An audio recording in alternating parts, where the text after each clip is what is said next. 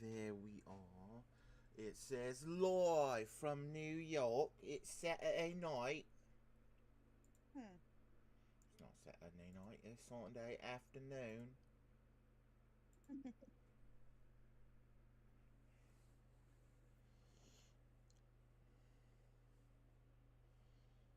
It's Tuesday, isn't it? I don't know why I'm doing a British accent. Yahasuri is not British. I don't know what he is. He's a dragon. Not what I meant. He's a dragon. Watch the dragon. Dragon Ball Z. Wow, wow.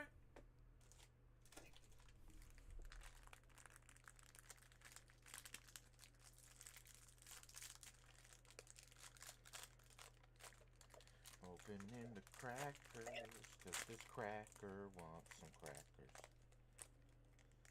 Is that racist, Twitch? I don't know.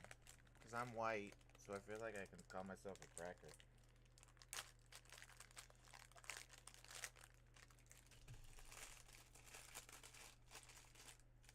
The only cracker I know around here is me. You're a Cracker Jack. No, not a jack.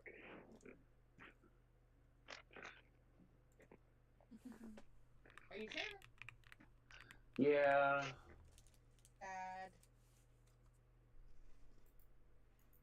just good old fashioned me.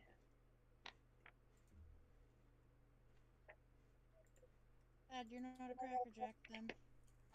No, I'm just a cracker.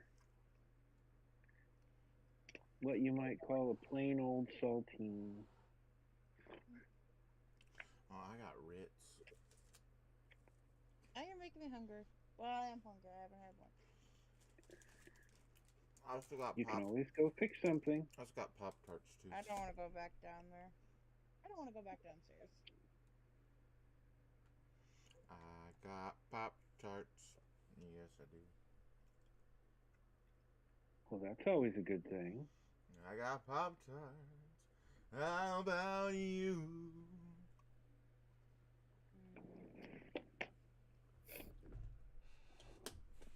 Oh, right, my nose. I like how I made Oh my goodness. I like how I just realized I made my Twitch alert message when I go live say roll for initiative when I'm almost certain we're probably not doing any fighting today. Are you Hmm. sure? I would be very remiss if I did not tell you to have your dice out and ready. I mean, I have the mountain ready, but I'm just saying we just fought the big bad of this first level of the dungeon. I highly doubt there's anything after the safe room. Well, you know, Well, you haven't gotten to the safe room yet. I take that back. Me and Sophia do need a bath. We probably need to walk back to the Goblin Mansion. Probably not just a bath, but like some heals as well. There was some bathing chambers within the temple. True, but is the water good? Water is being provided by a frozen waterfall and a small lake to the west of the temple. Where out of game we know where something might be, but in game we do not know what's over there. I posted Nope, what I was working on. you have no idea what's over there, except for strange music in the distance coming from the west.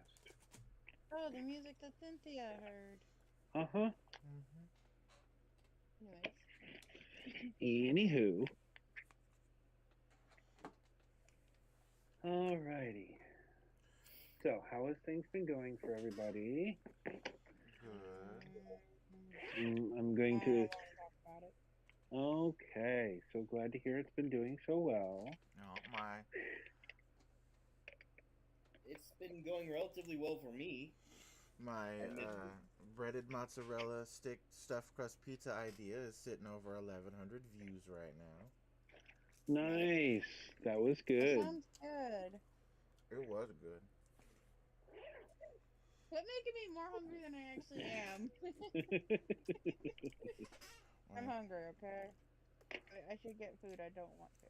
All right, then we go to TikTok. The exact number right now is 1,139 views with 51 likes. Nice.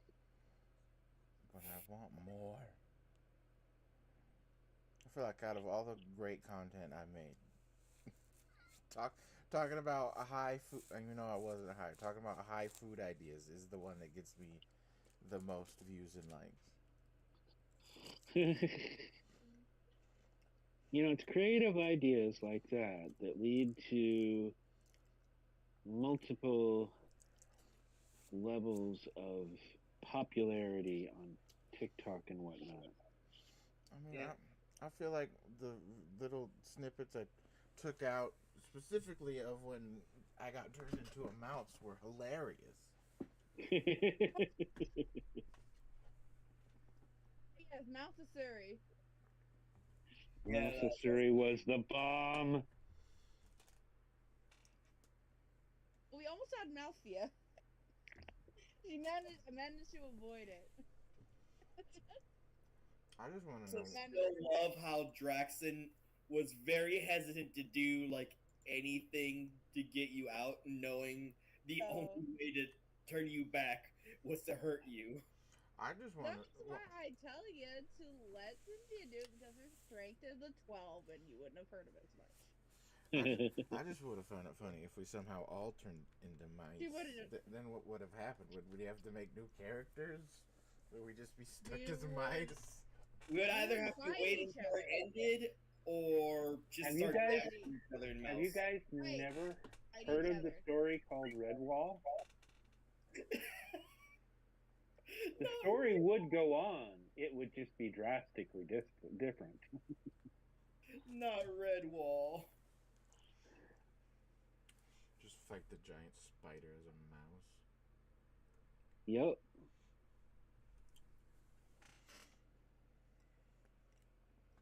Alrighty. So, what I need to prepare for today's game is, let's see here. I need, Bolin, why don't you roll me a D6? Who? Me? Everybody? Or just... No, Draxon. Oh. Fallen. It is Fallen, right? Mm-hmm. Yeah. Okay. I thought I forgot your handle and I would have felt bad. Our cat still ain't here. I know. I know this is We're just doing prep work. I'm just preparing things for the game. I rolled a 1. A 1, okay. So I'll grab one of these and I will roll. Forget. Like, is one? I think I recall Low being bad. You are right. If feeling 1 bad. I do use a D6 to determine encounter dangerousness and whatnot, and 1 is a bad roll. 6 is okay. Oh boy! Yay! But nothing bad happens to you, but anybody else. Yeah, see, that's fair game. I always here's the good thing though. I'm not rolling for that right now. So that one doesn't apply to how bad things are in the next encounter you have. Well, actually, technically, an even bigger spider emerges from the trees. It's still on fire. So when does Cynthia run away screaming from giant spider? Hey, you did great in the last battle. Yahasuri did not. Honestly, I still feel kind of bad with how I basically just said no to everything that giant spider did to me. Yeah. You used the equipment, magical potions, and your comrades to the best of their ability, and you guys crunched a creature with like over 200 health and legendary actions and resistances. I was about to say, it was less that and more just like how in a single attack I reduced what would have been 7 damage to 3 Yeah. before molly-whopping it with like 21 and 19. So, yeah, you guys are doing good. It's the whole thing, like, on the one hand, it is very Draxon accurate for him to just say no to damage. On the other hand, it just felt like I was bullying the boss. That's quite all right. I'm not one of those DMs where it's, me against you guys. I'm here to role play the encounter. I'm here to role play the encounter as the dice say it goes. Whether that be good for you or bad for you. So, not the DM versus player mentality that Yes, definitely. that DMs have gone through. It is not. No, it is not. Hello, Cat. Thank you for joining us. Hello. Oh, I should Hello. Should've used You the arrived Ultra Ball. just in time for the breaking of the wind. Usually it's breaking a bread between friends, but I figure we've moved on past it. I don't have. Oh, I gotta get some of my dice out of Dice Trail because they were mean to me last time I used them. Uh-oh. Yes. Have they learned their I lesson? had 5 different dice in Dice Trail. Okay, so Draxon, let's have you continue this parade of insanity. Well, wait before we get in. Should we do announcements? It's been a while. Oh well, first we have to finish the prep work. And Um, I'm just talking about, like, for stream and then later video. I mean, one of our party members is now gonna have the marital buff. Yeah. Well, the engagement buff. Now Yeah, I would be willing to allow that if you had him join us with a character of his own. Well, yes, chat, and then later video. Our resident she made art before, but thumbnail artist person is now engaged. Congratulations. Yay! Awesome. Get that. Hopefully, hopefully the that was brain good. gives me extra luck on my rolls if I roll left-handed, maybe. Okay, there you go. That's a good way to look at it. Since you got your dice see if in that helps. hand, why don't you roll the Yes. D4 for me? D4. Okay. Yes, let's we're see. doing some prep work before the game.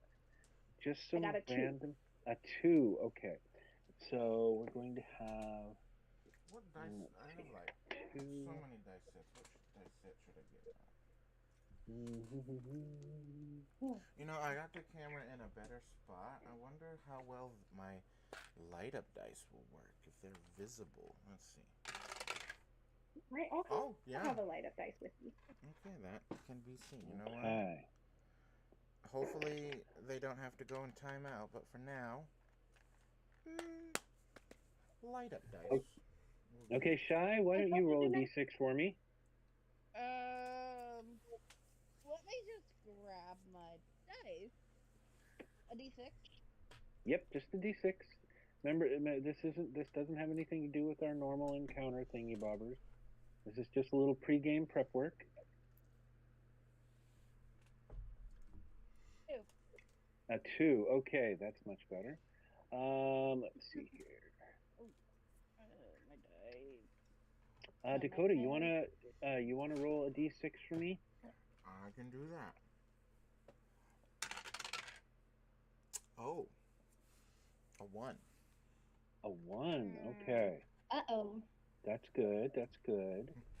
Is it? Is it good? Yeah. All right. Let's see here. 2 Not gianter good for, spiders pop out. Okay, I'm gonna roll this last one to determine what we have here. That is, oh my goodness, a 1 again. Ugh. Okay, so I got. Does not bode well. Thank God So this that- is not encounters. Because if it was, we would. I feel like we would be screwed right now. Yep, I don't know what it means, but I don't imagine 2 different ones are good. Well, before you got here, Fallout rolled a 1 too. Yeah. 3 1, yeah. Alrighty. So I don't know what these are for, but I don't imagine 3 of the 6 rolls being ones is good. Yeah. Okay. Unless it's just like a random table of something. I don't know. Yes, I'm using random tables to get a little pre-game prep work out of the way here. Well, hopefully the ones aren't bad. All right, we shall see here. All right, so we're going to use that.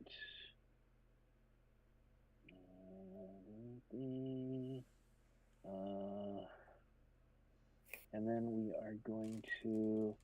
All right, since they got 4 of these, I want each of you to roll a d10.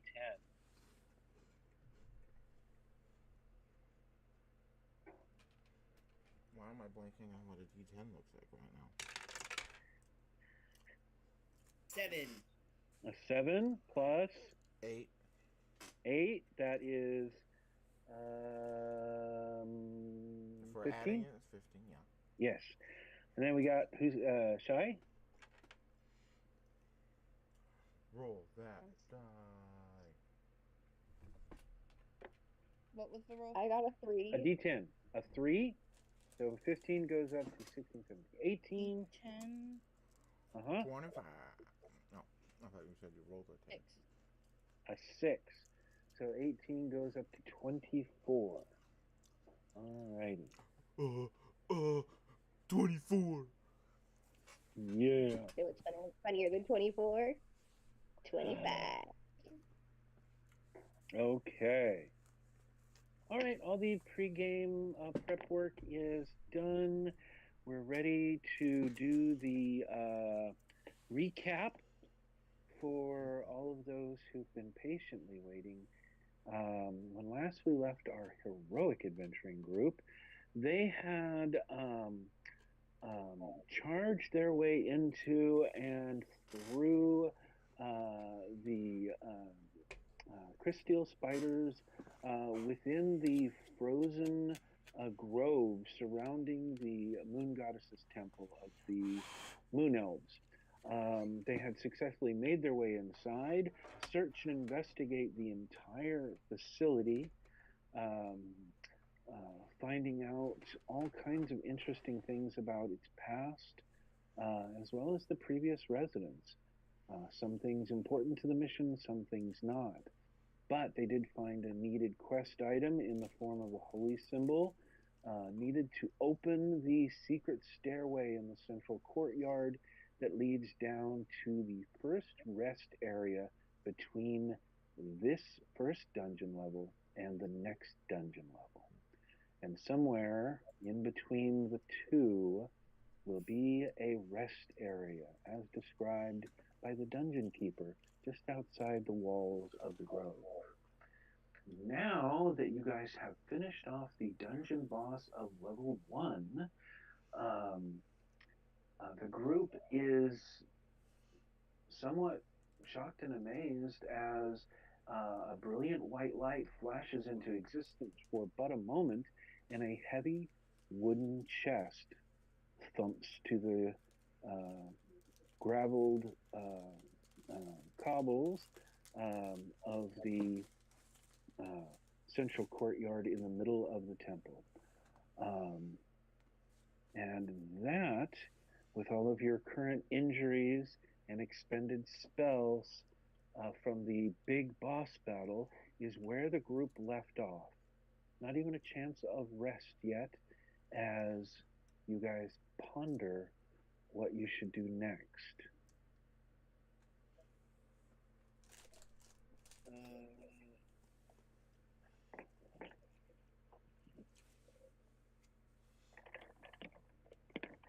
Again, Yahusuri would like a bath. Nice. I'm gonna move Yeah, this. not a bad idea. Not a bad idea.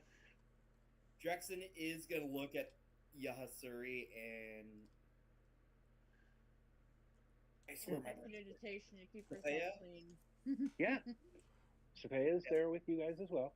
and like while calming down, just so like expression goes from like anger to like concern.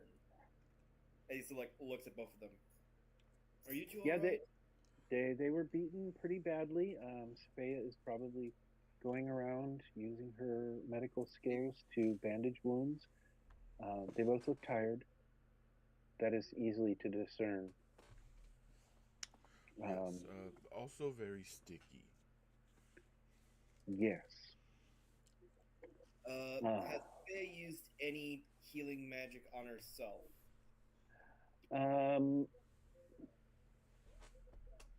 No, it does not look like she has. She always seems to be taking care of everybody else before her own needs. Draxon, in that case, because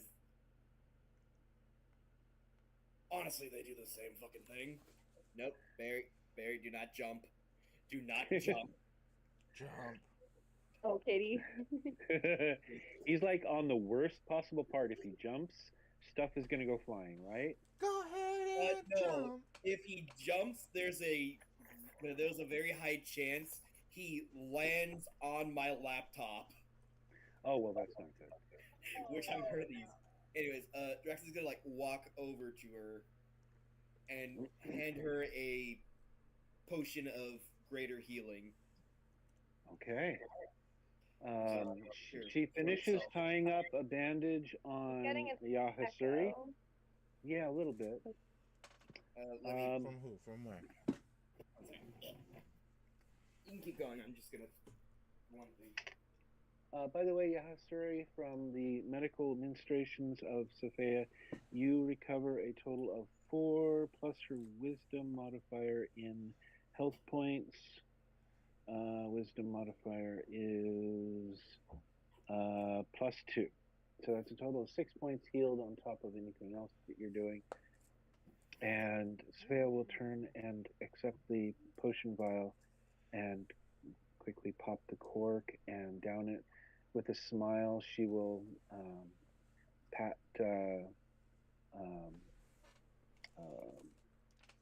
Draxon's arm and hand him back the empty vial with the cork, put it back in it, and she'll mutter something about saving it for collecting important samples of things, but leave it in your grasp. And she's going to move on to the next person on her list of people to heal. Do you want to roll the healing for the potion bottle for me? I was about to say, it is going to be 4d4 plus 4.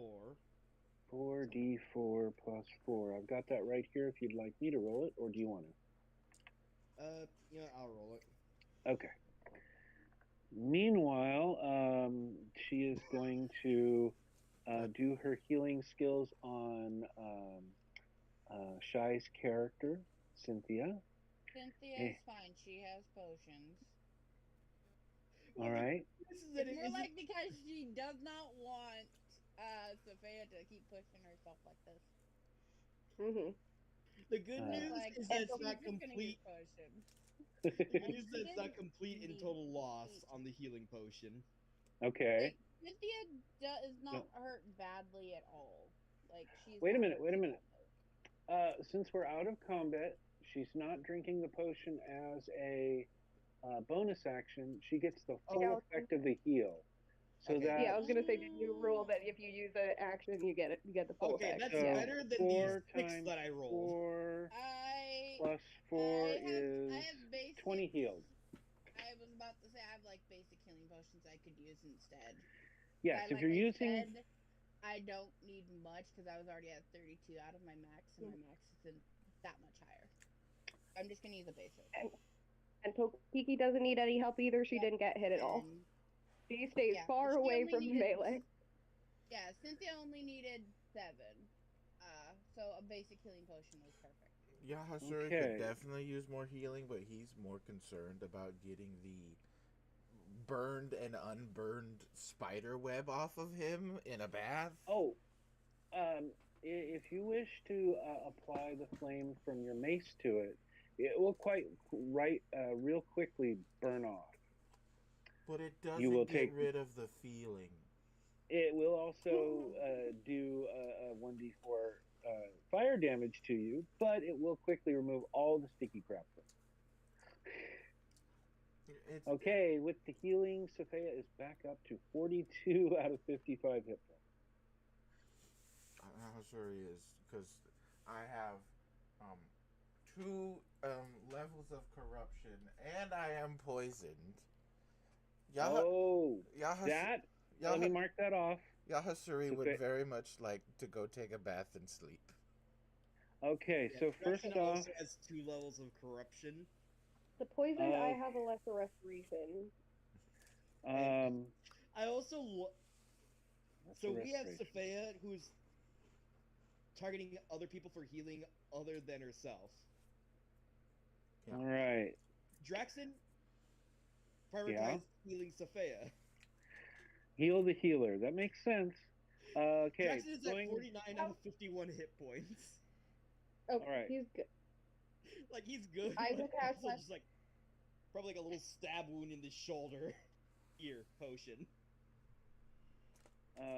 If you would cast Lesser Restoration on Draxon, I'll cast it on Yahasuri. Okay, Pokiki? Sounds good. Sounds good. All right. So, Sophia will cast Lesser Restoration on Yahasuri. You are no longer poisoned, Yahasuri. Oh, thank you.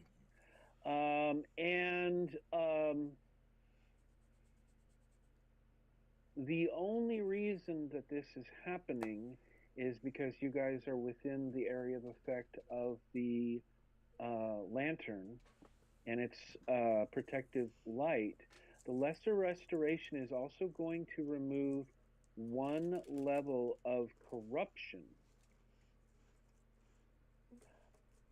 But for the next round or minute, 60 seconds or so, both you and Draxon are incapacitated as you guys both begin to retch and feel like your bowels are loosening and quickly run off to the nearest spot you can find for some privacy before you guys void your bowels as well as your stomach as the Well, now he's definitely corruption in the shower.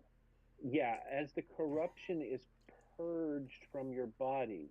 You still have 1 level of corruption remaining, both of you, which is only going to affect your attack rolls and saving throws and movement by -1 and -5 feet.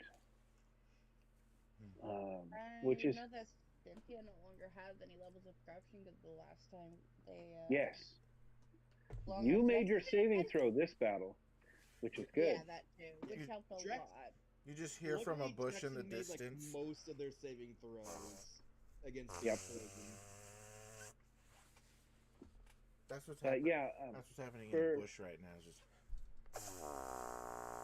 yeah. Off in the bushes, in the corner. Well, there's no corner in a round courtyard, but off in the bushes against the walls of the temple somewhere. well, I don't know. Haven't you? Yahasuri is fully purging his bowels, You say as around well as Draxon. around courtyard. Yet Kami's lookout is made of squares and it's a circle. Just saying. Hey, did you look at the edges of the squares? They're all rounded off. All these squares make a circle. All these squares make a circle. Okay. Well, apparently it's now Minecraft. Well, after that, since it seems to be a waiting game for a few moments while the guys collect themselves and put themselves back together after being purged of a level of corruption, the rest of you are free to do whatever.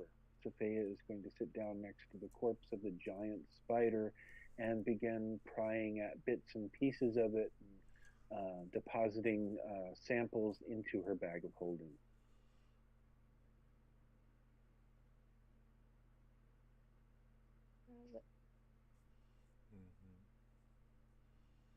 As Yahasuri emerges from the bush, he somehow looks even more disheveled from before. If an amethyst dragon could look pale, He would be a very pale amethyst. He went from purple to pink. There you go. It's not pink, it's light red. Oh no, no. I went got that one. I went from amethyst to I'm a diamond right now. That's how white he is. Oh goodness. You know what? Let me see how Draxon's doing. Oh wait, he's already white. He's transparent. Draxon is sort of stumbling a bit. Okay. He is, however, also gonna looking at the giant spider as well for something suitable for what he wants. As you come up to it, Sophia suggests that you begin to chop up and segment by the different segments the legs of the beast, especially the sharp tips.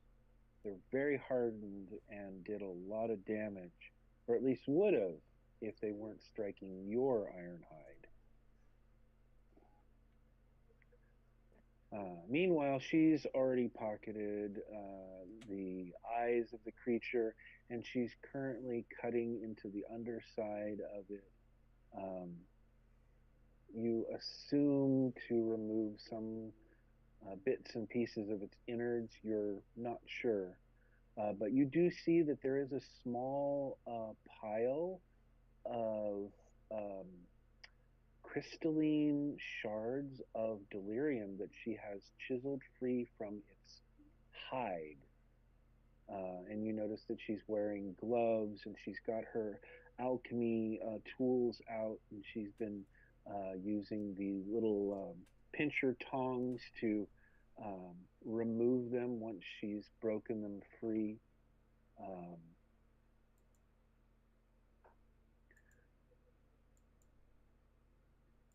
Meanwhile, her book is probably floating next to her, and she's making notes on a page that is most likely all the different things that she's discovered about what delirium can be used for. A page that she made copies of and passed to all of you. Draxon's gonna keep a wary eye on the delirium crystals, and before getting to the legs, is there a decently sized bit of the chitinous armor that Draxon can pry off? Yeah, the Savannah hasn't touched the central back of the creature or any of the hard chitinous plate on its main abdomen. She's working underneath an area where its like heart and or main organs might be. But yeah, if you wanted to crawl up onto the back of the thing, you can probably manage to work free some plates of its chitinous carapace, yeah, which, right, as was determined before, seems to be some kind of crystalline metal.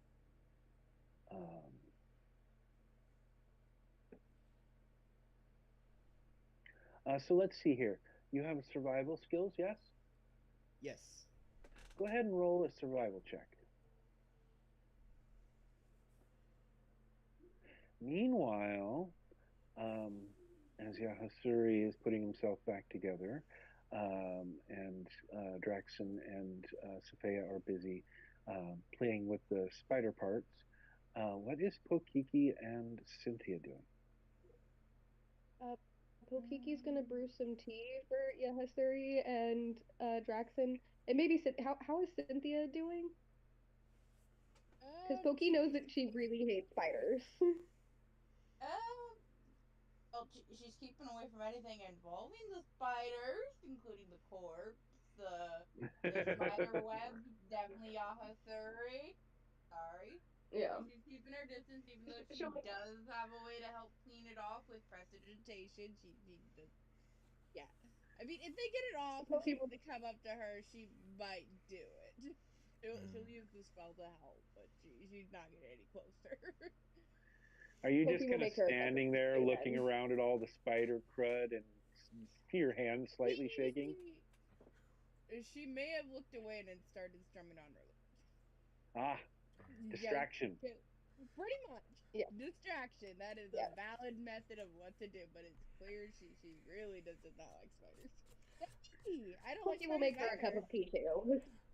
Okay. I also So imagine. Kiki begins to brew some tea. Also imagine Yahasuri's hair after also vomiting, looking like a drunk girl who just vomited in a toilet. Because no matter how many other females hold up their hair, it just somehow always gets messy. So it just looks Oh, like yeah. that. And I'm just Yeah, his beautiful long locks of hair from his elven belt are a mess, absolute. And as you come back over to the rest of the group, Yahasuri, you see that Grisham now has his head stuck inside of one of those cocoons that got spit at you and Sophia, and sounds like he's merrily munching it away at the internal contents. Also, as a side note, I got a 17. 17, very good. So with the 17 roll, I'm going to say that you are able to procure a large portion of materials. Let's see here. That would be 10. Yeah, that would be. That is. Oh, okay. You managed to secure about 17 square feet of this chitinous crystal steel material hide from the creature. And for description's sake, you can just put Chris Steel Spider Chitin, 17 square foot sections. And that is Chris, Crys, and then TEEL. All right. What would the rough weight be? It's as light as crystal or glass, but it has the durability of and consistency of steel. So if you want to look up for me while I go to the bathroom real quick, the comparable difference between a measurement of steel and a measurement of glass, I'll be right back. And I'm going to mute my mic, so I will be right back. Where's that button? Tweak. Does he mean the difference in weight? Because the difference in weight for a 17 square foot piece of steel and glass is a lot different. Yeah. Yeah. I'm looking at like glass weight.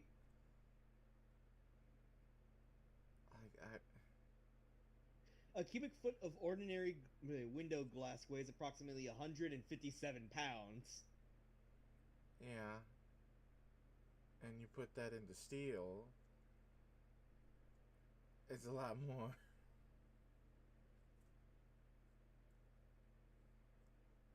I don't think it'll fit in a bag of holding either. I don't think so either. Yeah, it's a bit too big. Ironically, I might need a smaller piece.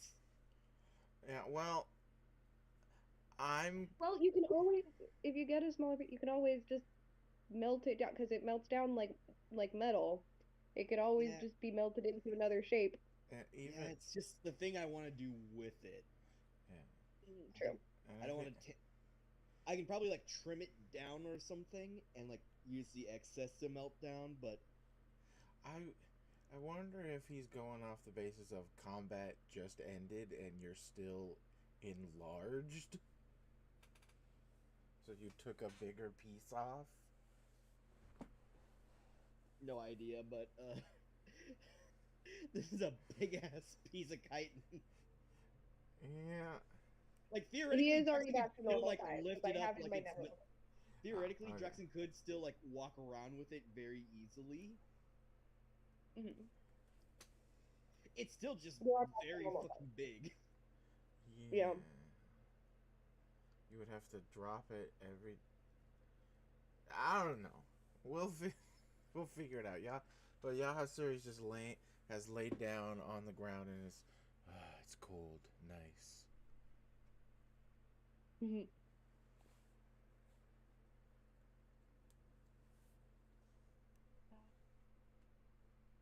He has not felt this sick in a long time. Yeah, and Pokiki's just making tea for everyone at this point. I had 5 servings of tea left. I'm like, you know what? This seems like a right time to use it. Seems like a good time. We could all use some tea. I'll get some more when we're in town.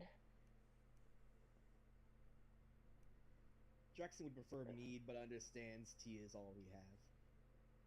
Yeah. Well, I was saving. Yahasuri would also I prefer mead. Fine. Yahasuri would prefer any form of alcohol, not just mead. Yeah, the tea Honestly, is for so the would call. Draxon, but Yeah, but you're not You're- a high chance of addiction like Yahasuri. You're not that guy, I pal. think you would You're not that guy. I have Okay. some time, but I think I'll take that for when we're back at wherever we're going to rest for the night. so I have two things first. That was 17 1-foot square sections. okay, 17 Okay. 1 foot. Okay. Okay. We were like, Whoa. that's a big piece. 17 square feet. 17 1-foot square sections, so you can stack it up, put it in the bag of holding, etc. Whatever that you want to is- do. That is a lot more manageable. One giant 17-foot piece. Yeah, Yeah. he's a trained basically equivalent of- survivalist. 1 So square foot of glass, right? Yeah, so 1-foot square panel of glass. Oh,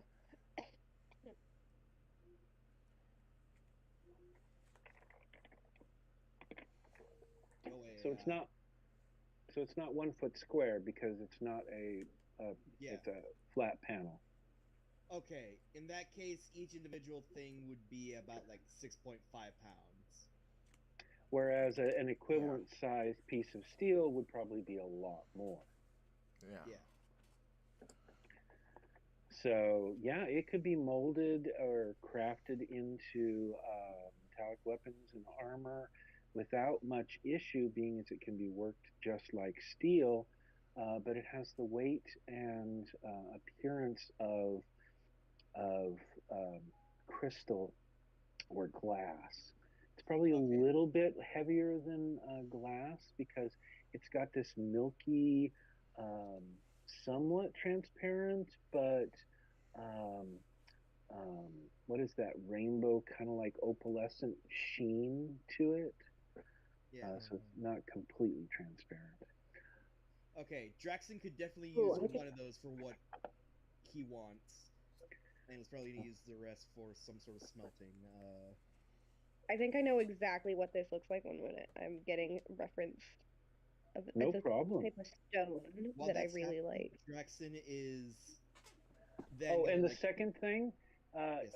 when somebody mentions a preference for ale, Safeo will pull her gloved and yucky hands out of the spider and pull off one of her gloves, reach in her bag of holding, and set a bottle of wine on the ground next to her, and then pull the glove back on and get back to work.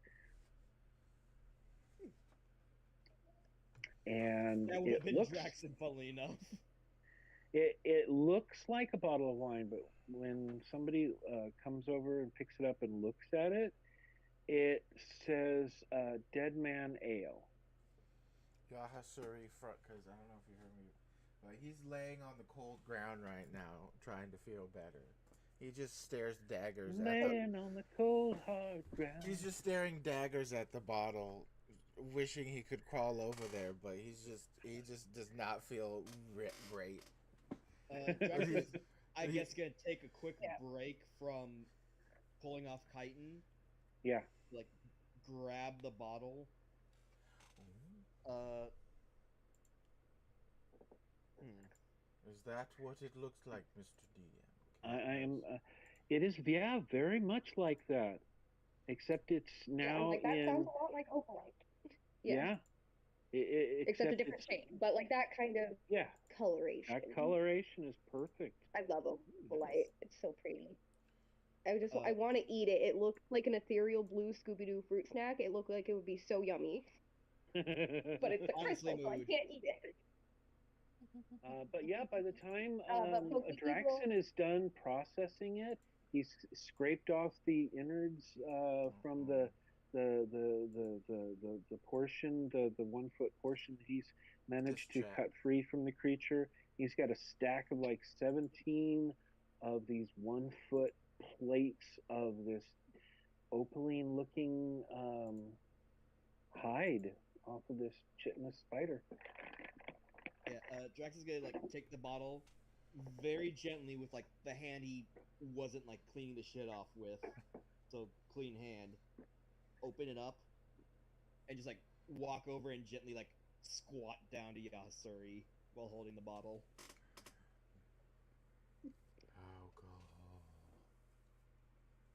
Alcohol. Pokiki would have made a cup of tea for everyone. She had 5 servings left, so that was just enough for everyone. She's like, this seems like a good time for tea. So she brings over a nice cup of elven tea for everyone. In the tea, I hope it helps with the nausea.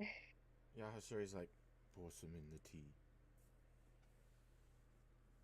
Yeah, that'll work. I guess. Pours a little. I mean, Draxon pours like basically a shot into the tea. There you And then, go. like, holds the cup of tea or whatever over Yasuri's mouth.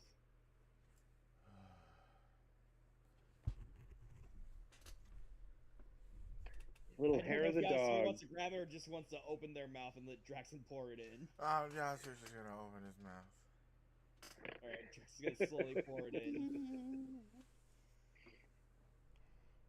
by the way, this has been a common theme apparently now. We got 2 Dragonborns that both like to drink. Yep. Nice. Apparently, they're bigger Sorry, drinkers Chaos than the Lizard. dwarf. Well, Yahasuri does more Sorry, than the drink. chaos lizard. Yeah. Oh yeah, Mom's do As anyways. all- Draxon all of is you- also a man who enjoys having good time. Well, see, Yeah. see, my flaw is I'm just enamored with basically intoxicants. Yeah. Yeah, that kind of cropped up after your mom got kicked out of the temple and your dad left town and you haven't seen him since. Well, he was the reason we got That'll do kicked it. out of the temple. Yeah. Anyhow, as everybody is enjoying their tea, and anybody have as Pokiki comes over Think with we have a What? Sorry, yeah, What? Very asked something. I said, what did you ask? I said, does anybody have some skooma? No, you did not bring any Khajiit with you. So I'll as, just go to the hidden chest in Dawnstar and get like 20 bottles. There you go. I love that chest. I go back there every time I log in. So anyway, Safea will accept the tea from Pokiki and sit and enjoy it with you guys all as you enjoy this restful moment. Safea kind of looks from her work that she's been doing over to the large chest sitting on the path in the central garden area here. And she says, is anybody going to open that thing? I'm not going near it. It's I'll 'cause the mage spider hand it. corpse is probably near it. Yeah, I'll I'll mage say, hand it. if no one Also, wants bad experience with the mimic. She's not opening a chest. I don't Exactly That was why I the mage door. hand it. Hands. If Yeah. no one wanted to go to a Jackson would have been the first to step up. I mean, Yahazuri is now feeling a bit better with the tea. He could go over and open it. Is he? I heard Pokiki was gonna use Mage Hand, and that Yeah. made me smarter. So Yahasuri is starting to get out. Pokiki has cast Mage Hand. How do you open it, Pokiki? What kind of like latch does it have? Is this like normal chest? Is there anything like any kind It of looks latch? like a closing? simple iron-bound wooden chest with a simple latch that a padlock could be threaded through, but there's no lock. Okay. With the mage hand, she will simply just flip open the latch and lift the lid. Okay. As the chest is open, a glowing light emanates from within. The lid falls back and stays open. There are two chains on either side, keeping it from falling fully back down to the ground, keeping the lid upright in the air as it leans slightly back. But there's a glowing light coming from within the chest. Yasuri, you get to your feet and stand. Who's going to approach the glowing innards of the chest? I will. Why not? Okay. As Yasuri approaches, Because to be fair, I killed the damn thing. I should at least see what's in there. as Yasuri approaches, the light coming from within the chest begins to change, shifting color and flickering, almost like the movements of a flame, but more like the movements of lights within. And then they solidify. And as Yahasuri, you get up to the chest and can look inside, 6 items begin to float up out of the chest and hang in the air just above the opening. And one of the items floats right up to you and hangs about a foot in front of your chest, just below eye level. It is a solid gold medallion bearing an image of a spider on one side, and as it spins in the air, you see the opposite side. You see the crescent moon symbol of the elven moon goddess on the other. Do you reach out and take it? Yeah. As you grasp hold of it, immediately in your mind, you know that this coin is very valuable, but you get a sinking suspicion that you're missing out on some form of knowledge. Meanwhile, you watch the other 4 coins slowly float across the courtyard and take a position floating about a foot in front of each person's chest. And for everybody who is keyed or attuned to a godstone, when you reach out and touch this floating medallion that is exactly the same as the one I described for Yahasuri, each of you get a pop-up image floating in the air above the coin. And it says, Dungeon Level 1 Rewards, redeemable at Rest Area for multiple potential possibilities, including its coin value, up to 500 gold pieces.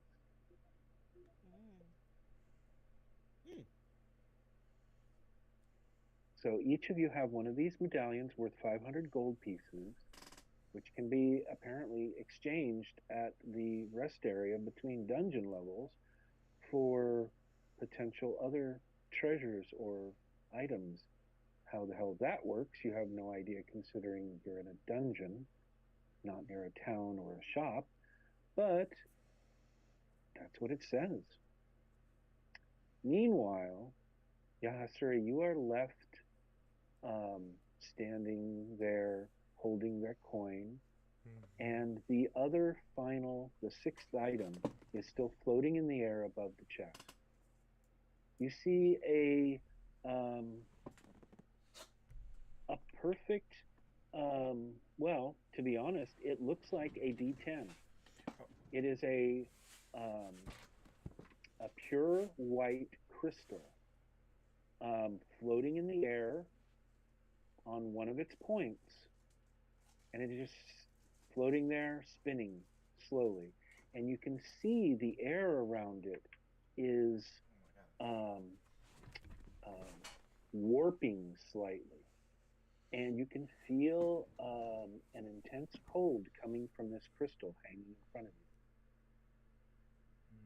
Is this me needing to roll a D10?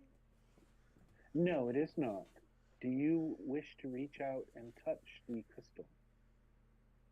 Yes. Okay. Your hand gets about 5-6 inches away and it just comes to a stop. There is something preventing you from grasping it.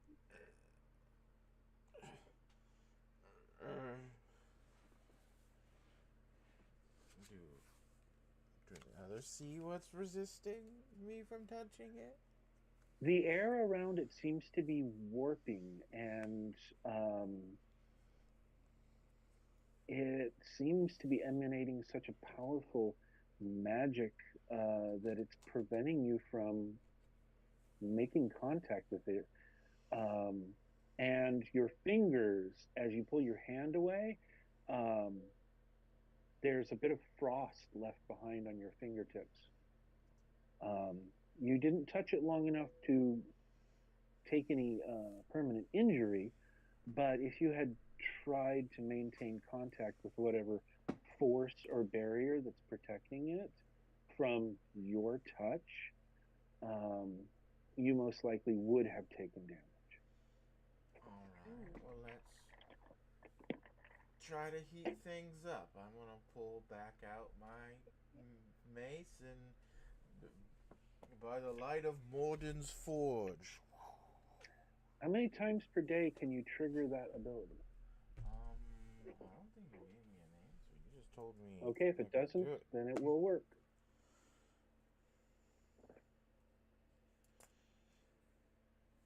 So yeah, I'm gonna light up my mace torch.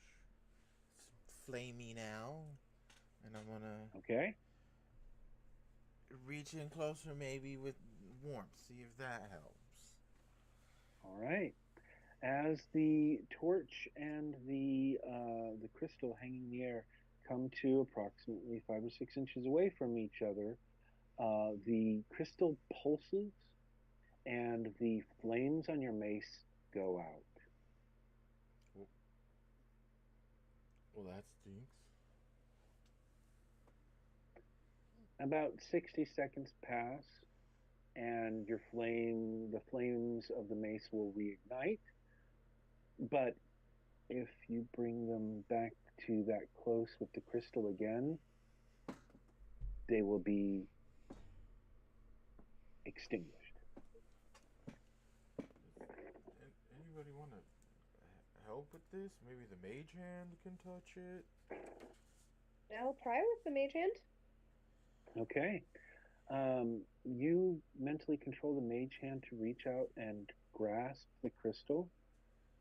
And the moment the mage hand passes through that 5-6 inches of space that Yahasuri wasn't able to get past and closes around the crystal is suddenly floating right in front of you, Pokiki, just like the coins were a moment ago. And a message pops up in your vision. Quest item obtained. Would you like to break the curse or absorb the mantle of the north? Ooh. It's giving me the option to either break the curse or absorb the mantle of the. What did it say? Absorb the mantle of the what?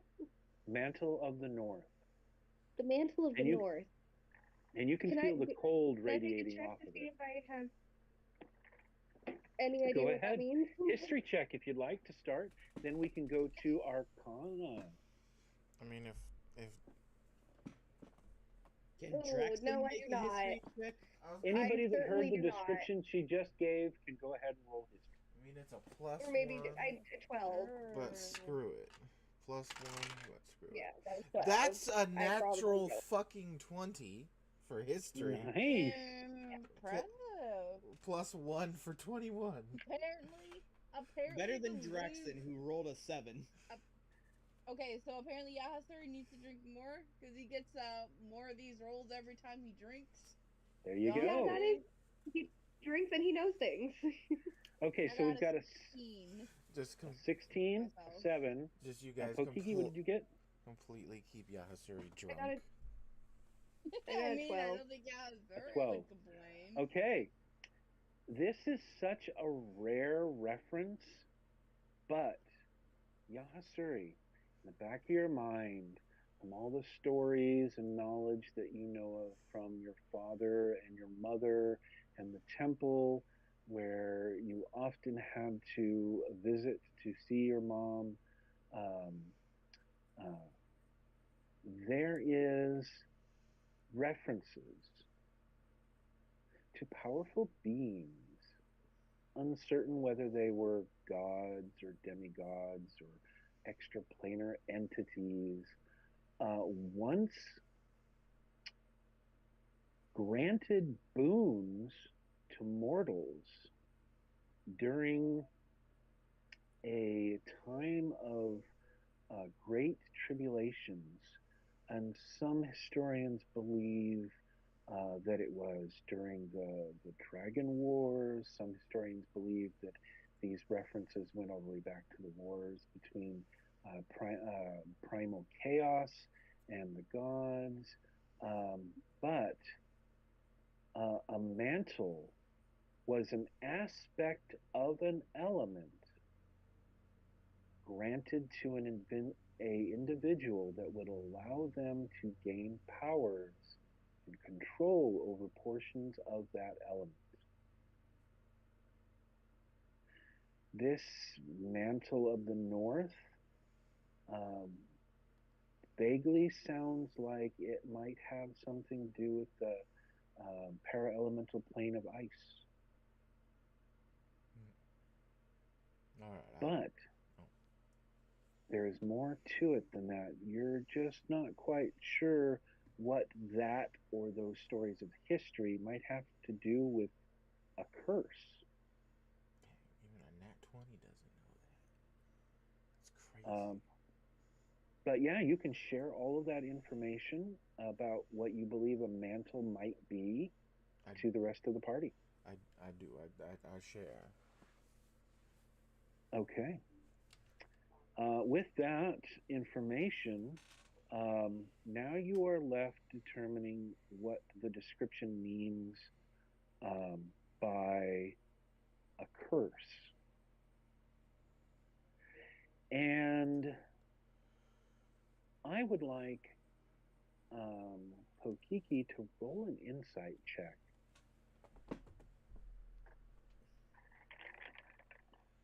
Okay. What is my insight? I think it's good. That is going to be an 18.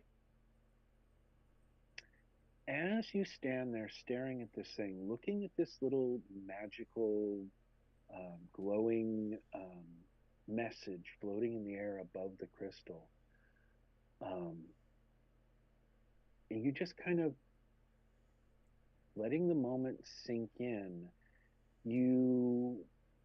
other things around you just kind of fade away, the conversations amongst your party members, and you're left with a feeling of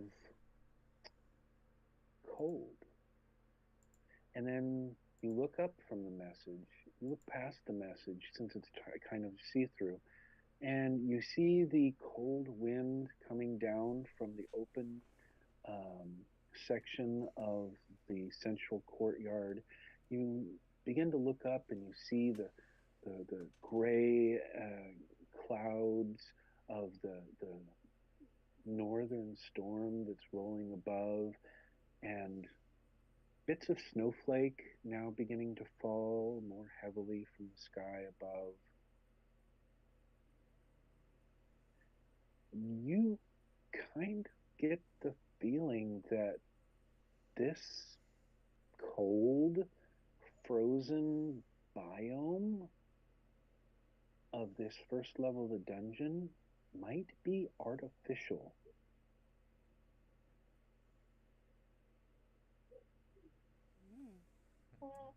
Okay.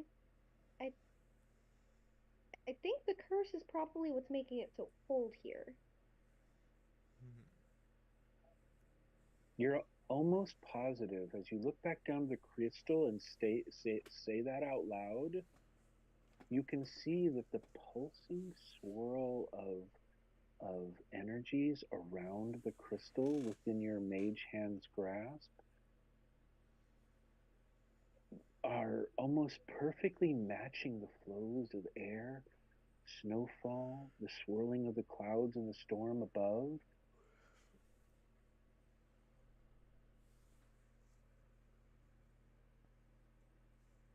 So,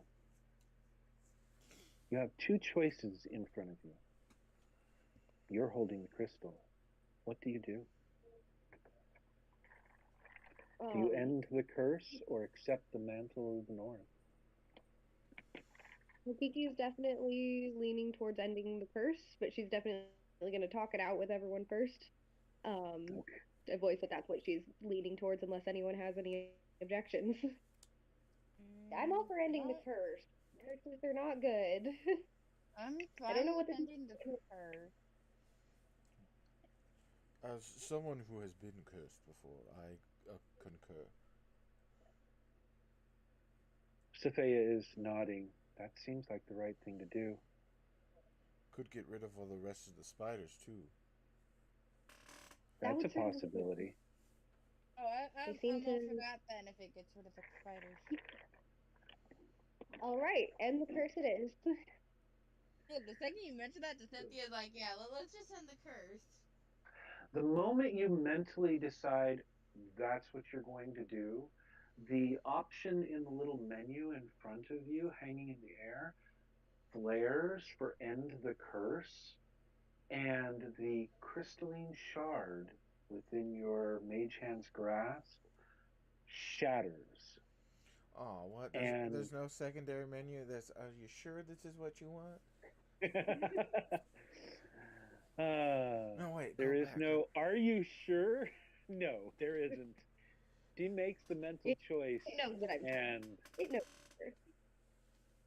the crystal shatters, and as it shatters, it releases a momentary bright flash of magical energy, and then there's a swirling intake as all the clouds begin to swirl and spin down like a typhoon into the point in the air where the crystal once was. And then there's a flash and warmth begins to flood the area. You all begin to hear the dripping sounds of melting frost from the bushes and the surrounding terrain. The sky is clear.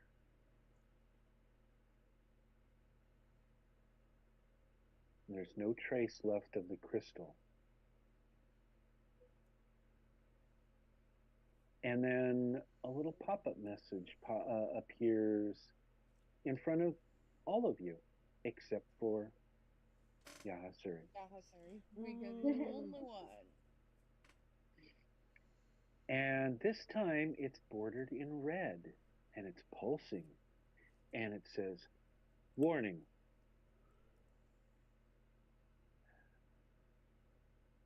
time constraint quest triggered, Aw. and a timer begins to run, starting Oh, no. at 5 minutes. Oh. 4:59, What? 4:58, and as you read the rest of the words below it, you hear, after the death of its mother spider, the rest of its children have entered a berserk fury and are searching for Oh. anything and everything they can find to kill, survive, and save the cursed, now freed people of the grove. And in the distance, from the direction of the waterfall and where the music was coming from, you hear a distant female scream shatter the silence of the calm, warm day. Roll for initiatives. Goodness. Hey, I got a good initiative. Oh, okay. I guess 22. because I'm good. 22. Okay. Okay, before initiative, Norm, because I see if I'm gonna. Okay, that's okay. Hang on 1 second. I have to write down what I've already got and describe what you want to me. I was just gonna say, before initiative, I'm hearing this, and I don't know if they said it out loud, but it seems like they're freaking out if they didn't say anything. So, Yahasuri's gonna let out a very exaggerated sigh and grab a superior healing potion from his bag of holding and pop it. Okay. Give yourself full credit for the max that it can offer. And Cynthia rolled a 17, you said? 18. 18. Pokey will read it out loud so that Yahasuri knows what's going on. What would be the max for a superior potion? If it's 4d4 plus 4, then it's 4 times 4 plus 4. Superior is Which is 40, 20. 48 plus 8. I think it's 8d4. So instead, you times it. So if it's 4d8, it's 4 times 8 plus 8. I think it's 8d4, not 48. I wrote that backwards. Whatever it is. 8d4. That's still the same number. Yeah, but I'm giving you very specifics here. Like if we were rolling dice, you need to know which ones you're actually grabbing. Yep. Which is Okay. a lot of d4s. Fallen, what did Draxon roll for initiative? That is going to be a 14 for Draxon. A 14 for Draxon. Okay. Okay, maybe I shouldn't have popped one of those. Can I instead switch it for a potion of healing? Yes, you can. I will quickly down that. Alrighty. And I'm going to roll for Sophia. Oh, goody. She rolled a 7. What's her modifier? Looks like Sophia is going to be the slowest one today. Modifier is, initiative modifier is +2, so she's going on a 9. Waste that potion of healing. Roll for my initiative, which is going to be 16. Okay.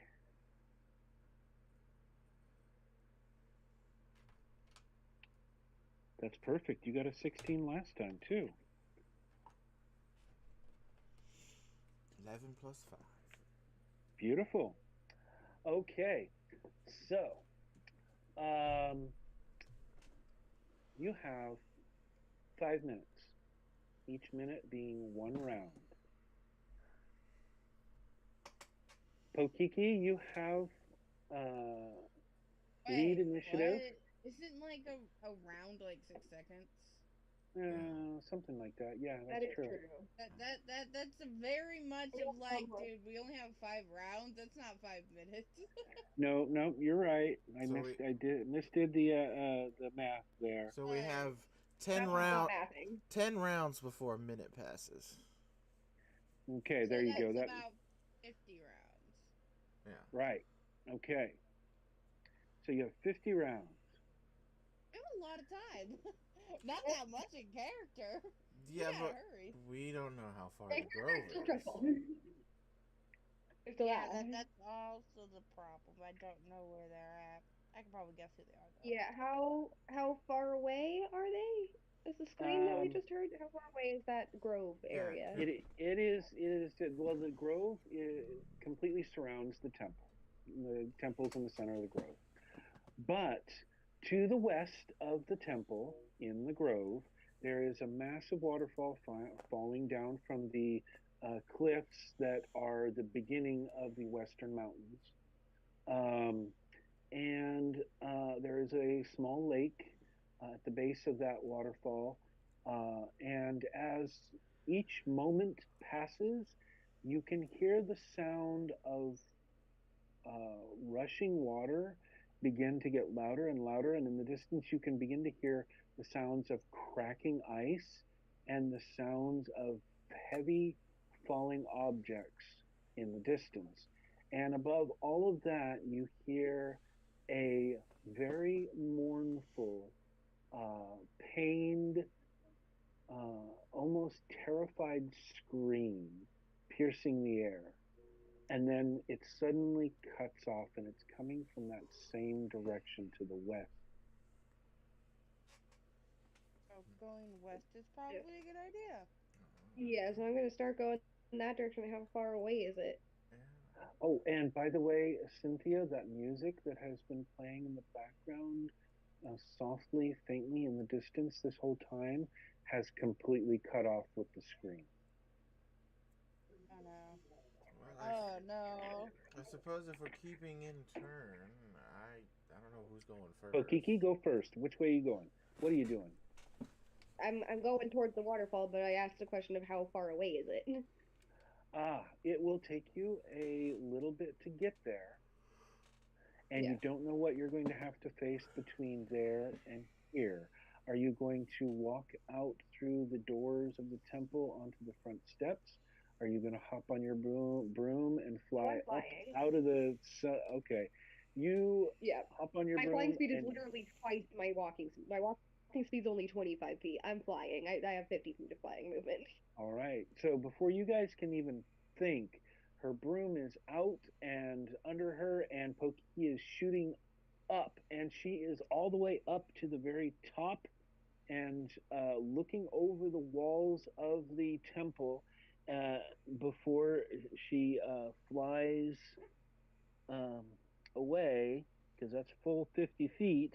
And as you get up to the top, to that vantage point, you can see over the walls. You can see in the distance that waterfall is beginning to break up as it's defrosting, and large chunks of ice are falling into the river below. And in a clearing near the base of the waterfall, you see a bridge crossing a river leading from the waterfall to the small lake. And I will send you guys an image that I recently got from Video Capture Terrain with actual moving stuff. Ooh. Yes. I also have one of those little projectors coming so I can project moving stuff. And it's only going to be a little 5-second clip of the video for you guys, but I wanted you guys to be able to see it. And you can even play it, and it will have audio as well if you want to hear it. Ooh. Isn't that beautiful? That's nice. Yeah. So, on the right-hand side of the bridge, near the southernmost portion. Well, actually, excuse me, near the bottom of the picture. There you go, see. Pokey will cast message to let. I'll say she'll message Yahasuri, letting them know there's a bridge. Go west. There's a bridge you can cross. Okay, so to the east of that bridge, there is a muddy shore, and along that muddy shore, before it gets to, you see how it's widening out there at the bottom of the picture? That's where it's opening out into the small lake. On the shore of that western portion of the lake, because the waterfall is to the west, is what you can see, Pokiki, is you see a tree and a figure. And the figure in question seems to be making gestures and motions very magically reminiscent, and an aura of magic is slowly expanding from her to surround the tree next to her, as you see dozens of giant spiders and swarms bursting out of the trees to the north of where this figure is on that muddy shore, and also to the south on the other side of the bridge, and heading straight towards her. And that is what you see as you reach the top and communicate this information back down to the others.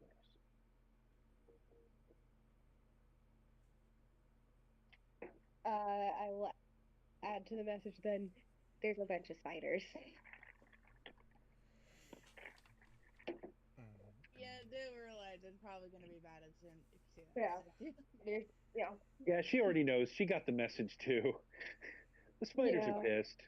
Mama's gone. Spiders. Everybody's in a There's a bunch of frenzy. spiders. Come quickly. Cross the bridge. Go west. Okay. So that is Pokiki's turn. She gets up to her full 50-foot movement. She can see to the west. She points in that direction. And the only way for you guys to exit the temple is to go south through the double doors that lead out to the front porch. So, next up is Cynthia. What do you do? I'm guessing we have to go west. Yes, but first you have to go south to exit this courtyard, pass through the circular temple, because there was only two doors, one that led into the inner courtyard where you guys are, and one that opposite it that leads outside to the front. And then you can turn west. I guess I'll have to go that way. Unless you want to spider climb up over the wall, which you could if you wanted to. Oh, I forgot about that. Yeah, she's probably gonna have to, just to try to avoid as many spiders as possible. Okay. The spider climb could actually end up revealing closer to what she is, but then again, shit has already happened. It's a state of emergency. She's got no choice. Cynthia just runs towards the wall, starts running up it like nothing happened. Easily. She could climb like it's no business. It's weird. You get about 25, 30 feet up before the end of your current turn, and then we go to the next person on the list, which is Yahasuri. If you would like, though, before I finish, Pokiki, you do have another option. Do you wish to dash or cast any spells or use a bonus action for anything? If you dash on your broom, you're going to get another 50 feet as you zoom off. Yeah, 1 second. Let me check. Message takes an action, so unfortunately, if I used message to communicate, I would not have my action left to dash. So you only have your bonus action. Anything you want to use it for? Yep. Nope. Okay. Same thing goes for you, Shy. Cynthia can choose to dash, get all the way to the top of the tower, and begin to work her way down. She'll do that. That's like freaking 70 feet of movement right there in Yep. total. Nice. That's always nice. All right. So the first two girls have taken off. Yahasuri, it is now your turn. What are you going to do? I'm gonna first turn to Draxon and go, can you do something like that? Like make reference to Cynthia climbing the wall. Draxon's gonna like look up at the wall. How tall is it? The wall is about 50 feet up. Each 10-foot section would correspond to the insides of the 5-story internals of the circular temple that you guys have already explored. The top portion being a crenulated wall with with garden pots and flower beds and a walking path all the way around the circumference. So you can look down into the central courtyard or down into the grove surrounding the temple. Draxon's gonna look up at the wall, then back to Yasuri. Technically, yeah. Good. As I bonus action sprout my wings from my back and then dash into the sky up towards Pokiki. Okay. Remember, your movement is reduced by 5 feet per movement section because of your current corruption. So instead of 60 feet, you would be able to get 50. Yeah, so you get up to the top of the tower. I would pretty much be Pokiki level then, yeah? Almost. Mm-hmm. Once she starts dashing, she'll be going 100 per turn. No, I just mean like right now. I'm at the same For now, yes. height as Pokiki. You're now flying up there with her. Oh, I guess as I start flying up, I shout, hopefully you can carry Grisham, because I can't send him away right now. Because it takes a bonus action, and I bonus action my wings out. Oh, Gresham is currently trying to paw the cocoon off of his head so that he can try to follow after you. And that is my turn. Okay. With that, it's Draxon's turn. What would you like to do, good sir? Alright, would helping Gresham out of the cocoon be considered an action, or...? No, free object interaction. You could either pick up Draxon, or excuse me, you can either pick up Gresham, or just rip the cocoon off of his head as you pass by, and head towards the doors of the temple to exit the building, unless you have a way of flying. Actually, Draxon is going to use the potion of spider climb that I think was enhanced by the delirium. Okay. Oh, yeah. And it's going to basically, like... The potion of climbing, nice. Pull Gresham out, and it's going to, like, position them, like, front legs over his shoulders. Nice. And, in a kind of funny and very feral way,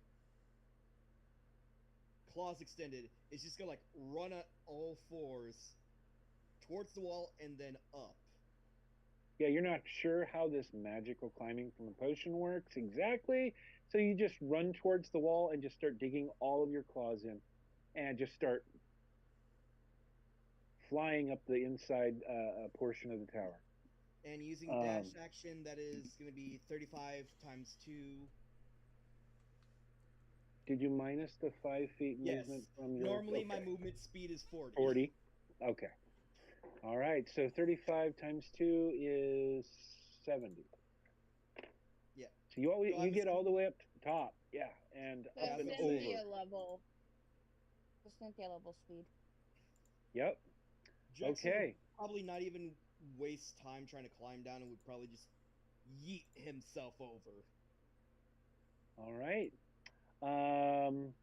You yeet yourself up over the crenellations, landing on the gravel path on the top of the roof, rush across the side, and begin to leap over the next crenellations and start to claw your way down.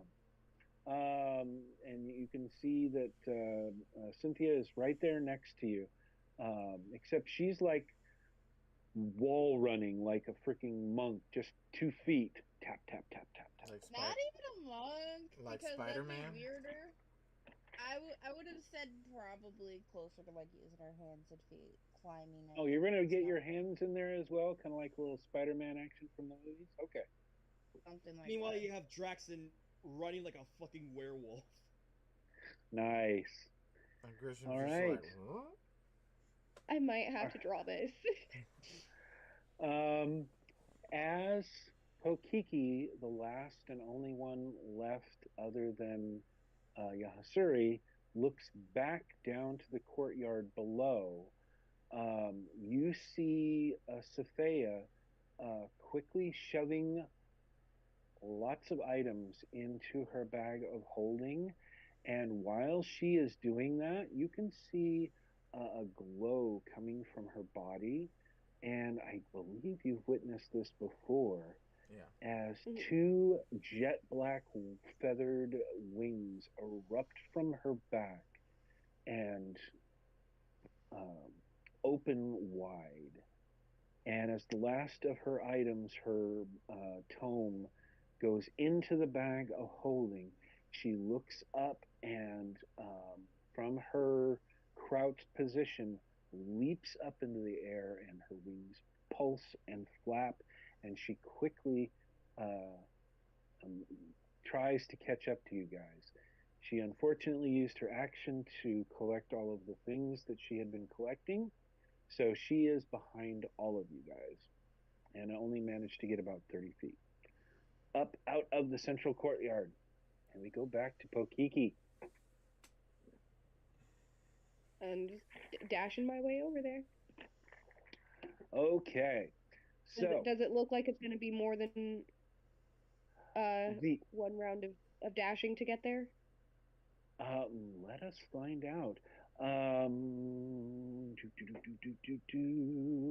dash will take me 100 feet because I got 50 feet of movement. So does it look like it's more than? Is it more than 100 feet? Alrighty. As you clear the top of the tower and fly to the west, you can see there is at least 100 feet of forested terrain between the base of the tower and the lake to the west. There's another 200 feet of lake between there and the shoreline, where that figure in the distance you see now holding back with some kind of barrier of green energy, spiders assaulting her from all sides.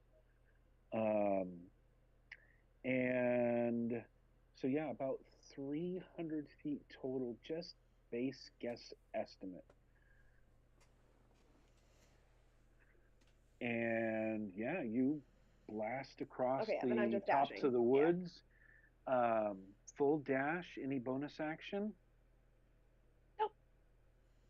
Okay. Now from there, you all see Pokiki just zoom. She is already across the woods between the temple and the lake in the distance, and is just about ready to start passing over the lake as Cynthia, you start racing down the wall of the tower.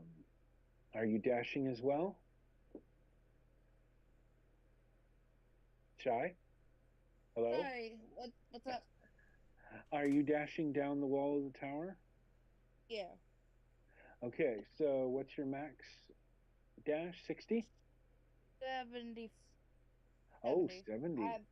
Yeah, Dampiers have a movement speed of 35, and I have nothing that really Nice. reduces my speed, so. Okay. You quickly zip down the 50 feet of the wall of the tower and hit the ground and shoot into the woods, heading directly west, following the Pokiki in the direction she went. As you disappear into the wood line or the woods, you quickly lose sight of her, but you can hear the sound of the crumbling frozen waterfall in the distance, and you know you're going the right direction. Is there anything you would like to do with your bonus action? Mm, do I have anything? No. Okay. We move to Yahasuri. Yeah, I'm just gonna Full suit, full full speed wing flap. full speed ahead. Alrighty. That is for you a total of 50 feet. Um, you're definitely only halfway across the woods. Pokiki is another 50 feet in front of you because of how fast that broom moves. You glance back and you can see Cynthia disappearing into the woods. Do you have anything you want to do with your bonus action? Um, I mean, I know he grabbed him, but I could now bonus action Grisham away, so I guess Draxon can focus solely on getting there faster.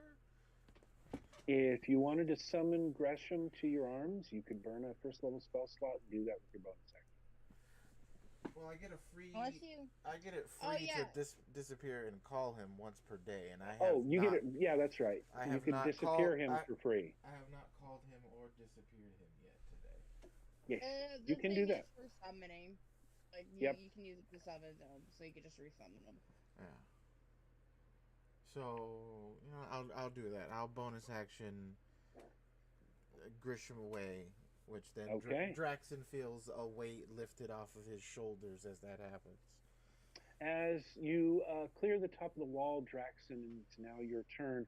You feel the weight of Gresham, how you're carrying him, slowly fade away, and you glance to look out of the corner of one of your eyes, and you can see his body just kind of transforming into wispy smoke and flowing off in the direction of the air, in the direction of Yahasuri, until the mist itself just kind of fades away, apparently rejoining his companion. And your hands are now free to focus completely on climbing down the outside wall of the tower. So I feel like there was a bit of a miscommunication. Yes? When I said throw myself over, I mean I am running across the top of the wall and just yeet. Oh, He's jumping. okay. Yeah. Ah. Like no time spent going. You're doing just the gonna same take the fall climb, just damage. Yeet. Okay, are you raging with a bonus action before you hit the ground? That's all I want to know. Yeah, I'll do it. Okay, I'll probably be taking a long rest soon. okay. So you quite literally yeet yourself off the tower. Gresham turns to mist and flows off into the distance as you focus on the incoming trees of the grove below you surrounding the temple. Make a dexterity saving throw.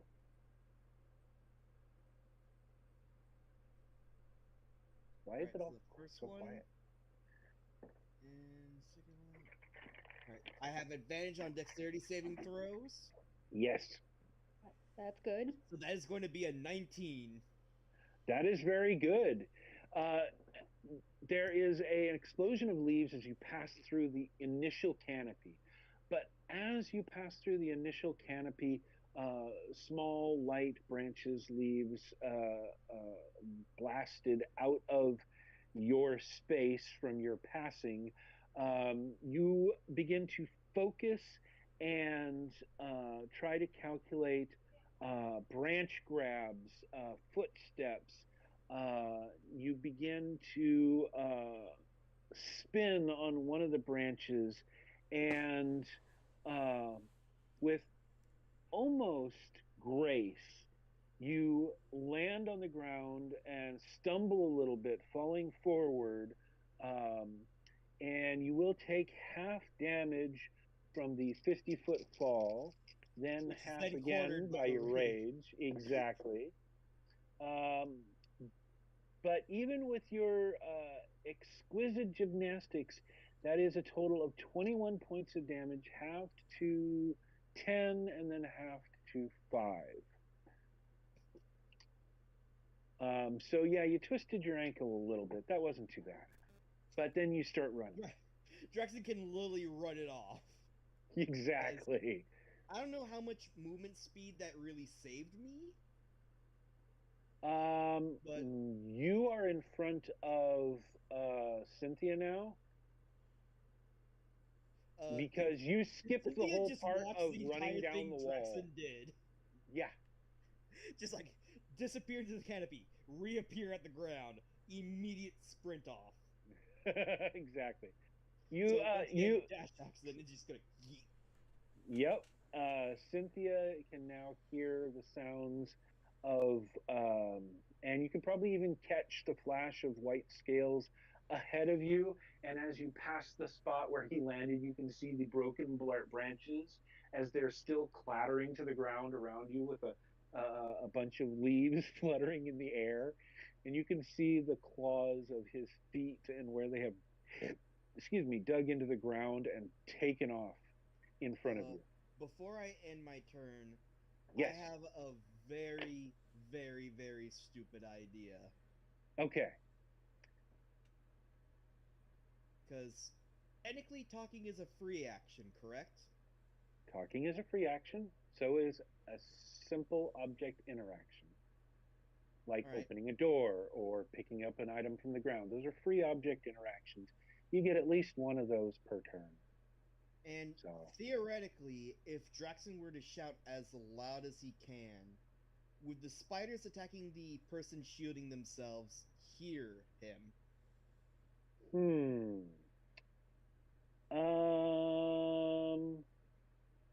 Do you have any kind of special abilities or anything?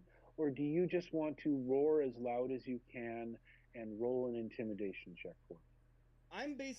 I'm not even trying to intimidate. I'm just trying to like get the spider's attention from something that they can see but can't immediately get to something they can hear and probably get to immediately. You're pretty sure that your crashing plummet through the forest, a canopy top, was very loud. But if you wanted to shout obscenities at the spiders in the distance, hoping to draw their attention, I will allow that for free. All right. Okay. Whether or not it will affect things, I will roll a dice to find out. I was about to say, should I make a charisma roll of some kind? No, I was going to throw out the intimidation, but you said no big for that. You just wanted to make as much noise as possible. So I'm just rolling the reaction. All right. Now that got Draxon out of the way, we go to Saphea, who's probably only just now clearing the top of the temple tower and beginning to fly after you guys. But now she can dash, but she is unfortunately still, she's probably just somewhere over Cynthia's head. But that ain't going to be for long as we go back to Pokiki. And Pokiki, I assume you're going to double dash or dash and move across the lake. Call me Kart because I'm double dashing. Beautiful. You are halfway across the small lake to the west of the temple. You are getting more and more detail as you approach closer and closer. You see a very injured looking rabbit woman, mayhap what is the word I'm looking for?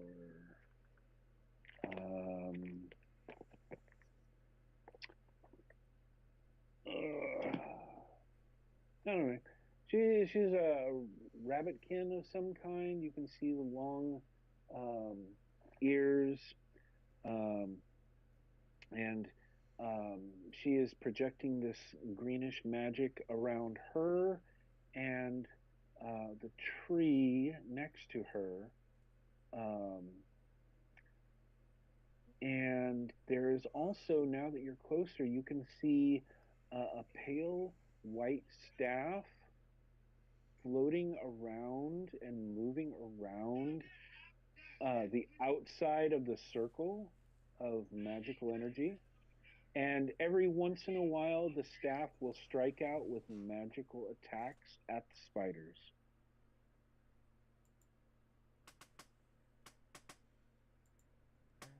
Okay. Let's see here. Where is the thing that I want to put here?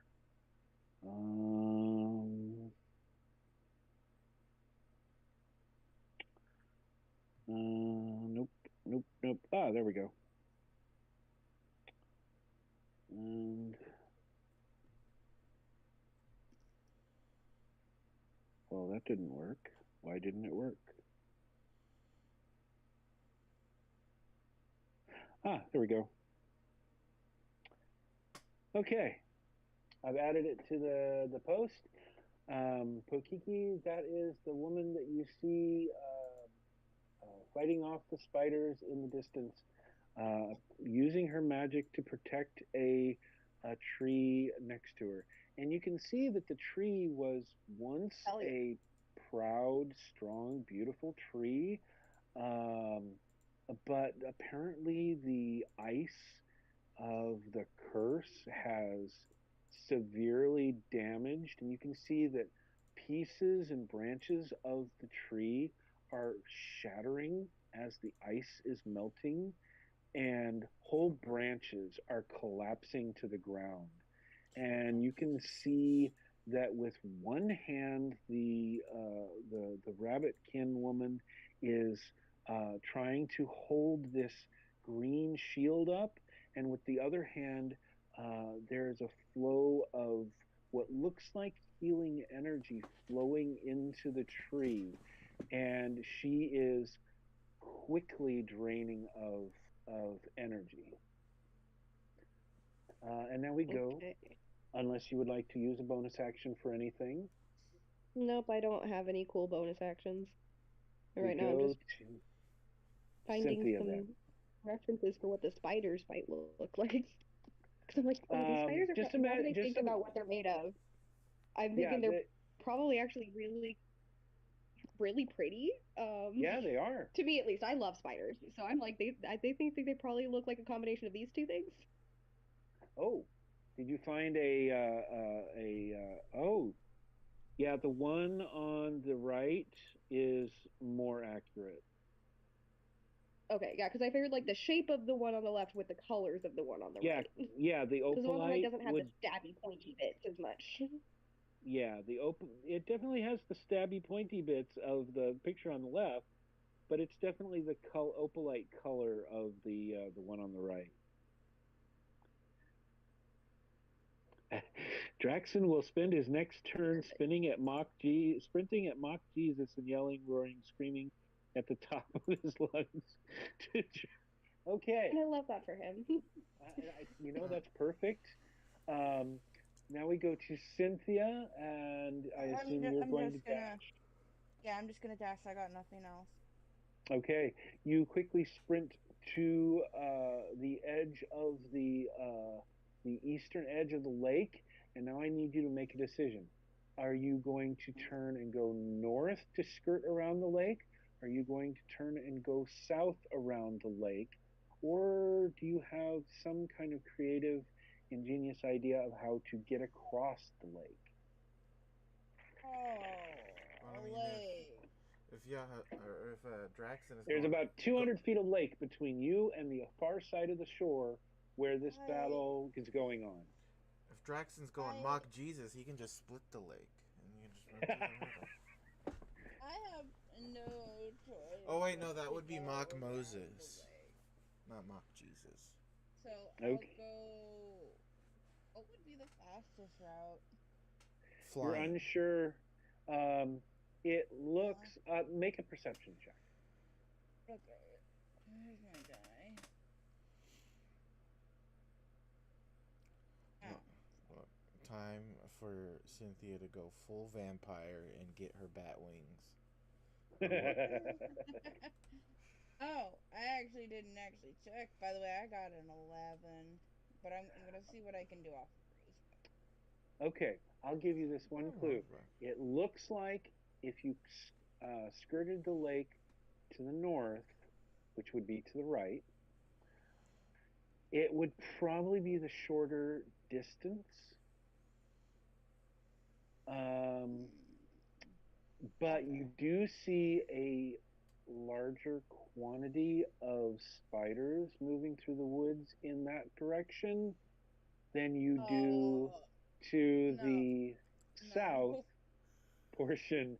But it looks like it might take you a little bit longer to get around that portion of the lake, and it will also put you on the other side of the bridge from the conflict. I will, because I can do this through Rose Basket, I can use... How many hit die is it? I think it's only one. Her worst. Yeah, I think it's only one for this. Yeah, it is. For Zephyr Strike, which will allow me to basically double my movement speed. Okay. And Burns doubling that. that, and then I can double it again with a double. And, I basically will have 140. 140. If I dash, because Zephyr Strike is a bonus action. That spends one of my unused hit die, though, so I only have one left. Okay, well, just so you know, you already used your movement and your dash to get to the edge of the lake. So next turn, you'll be using that. I'm just gonna save it then. Yeah, for next turn, but not Okay. for this turn because I want to save it. Yeah, I'm Okay. gonna go south. Cause like You're gonna go south away from the massive spiders moving through the woods? Okay. Yeah, pretty much. Pretty much. He's not going near those spiders. Cynthia uses that 140-foot movement speed to go back towards the temple. Fuck this shit, I'm out.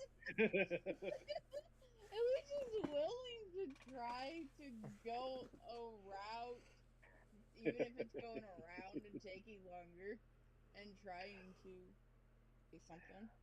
All right, Yahasuri, you're up next. You're flying, trying to keep up with Pokiki. You get, you pass over the last of the woods, and by the end of your full movement, you are just starting to fly over the water. Is there anything you wanted to do with your bonus action? Nothing really I can do. Grisham can't fly yet, so I can't bring him back. Alrighty. And I guarantee I'm not anywhere close enough to mark a spider with Hunter's Mark. Not yet. It's about 200 feet from this side of the lake to the other side where the fight is happening. So I am done with my turn. I just okay. keep Draxon, on flapping. Fallen, you get your dash and movement, all the while screaming and yelling. You get to the edge of the lake. There's about 200 feet of lake between you and where the combat is happening. Do you turn to skirt around the lake to the north, which is the right? Or do you turn and scout the edge of the lake to the south, which is to the left?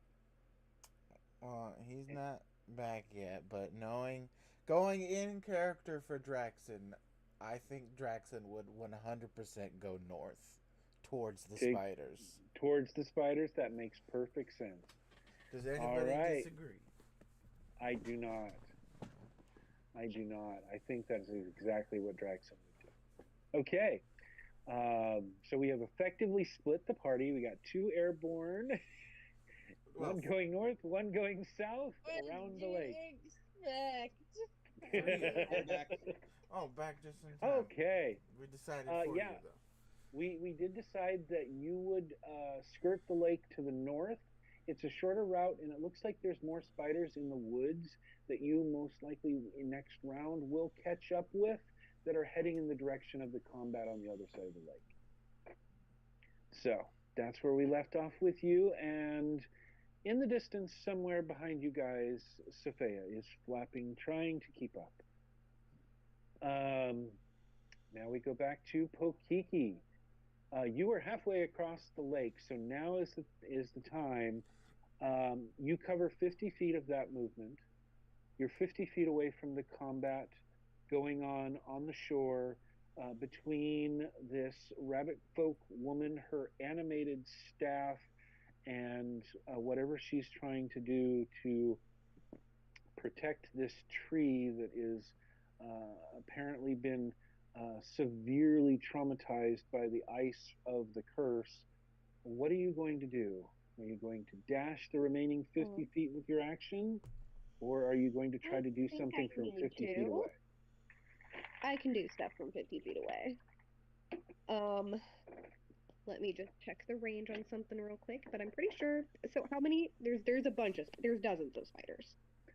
Yes, there is at least 4 swarms attempting to pierce the green sphere of magical barrier between this rabbit folk woman and her enemies.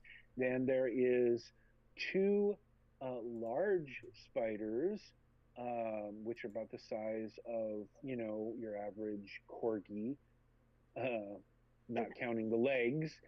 And then there's 1 larger spider just coming out of the woods and beginning to run towards the beleaguered rabbit folk girl. Okay, where does it look like I could do the most damage in a 5-foot radius there? Because I could do Moonbeam. It's a 5-foot radius. Where do I feel like I would damage the most spiders in a 5-foot radius? Is where I would like to put the Moonbeam. So there's 4 swarms. Or if there's like a few of the slightly bigger ones close enough together. If you aimed for one of the medium-sized, corgi-sized spiders, you would probably be able to get at least one of the swarms that is on either side of it in that spot as well. And is it 10 foot or 5 foot? It's 5 foot. It's a 5-foot radius? Yeah, you can definitely hit one of the medium-sized ones and one of the swarms in your Moonbeam. Okay, I will do that. Awesome possum. That is a saving throw for those 2. Yes, and it is. What is the DC and thing I'm rolling for them? Let's see, where is my Moonbeam? It is a Constitution save, DC 15. That is a 13 and an 11. Okay, perfect. They fail. So I get to do 2d10 radiant. Yes. Where's my d10s? Just like I did to Timothy. Yeah. Timmy! That stupid buff kobold. Should I just roll it once? And then just go ahead and both of them roll it take once. the I'll add zero it to damage? both. Yeah. Okay. 5 plus 8, 13 radiant damage. Okay. 13 radiant damage to one of the medium ones, and 13 radiant damage to one of the swarms. Okay, and the Moonbeam just stays in that spot. So if any other spiders go into that spot, then they will need to make a con save, and at the beginning of the ones that are in it, when they start their turn, they need to make another con save. Nice. Okay. Now that we have fully entered into combat with this, now I'm going to roll for the bad guys real quick. All right. Initiatives for the bad guys. Let's see. That one is the medium. These 2 are for the corgi-sized large spiders. And I'm just going to roll 1 for the swarms. Okay. The swarms are going on 7. Right. And let's see here. Corgi number 1 is going to be going on. I do love that you chose corgi for the size of these. Yes, but I'm not ecstatic about him just saying corgi, making it seem like we're about to fight a corgi. We're fighting a spider sorry. corgi. You are fighting a giant spider, which is about the size of a corgi. See, there we Not go. counting the legs sticking out from the sides of the corgi. Why'd you say it like that? Because it's horrific. Yeah, I was about to say, what the hell? Okay, GS1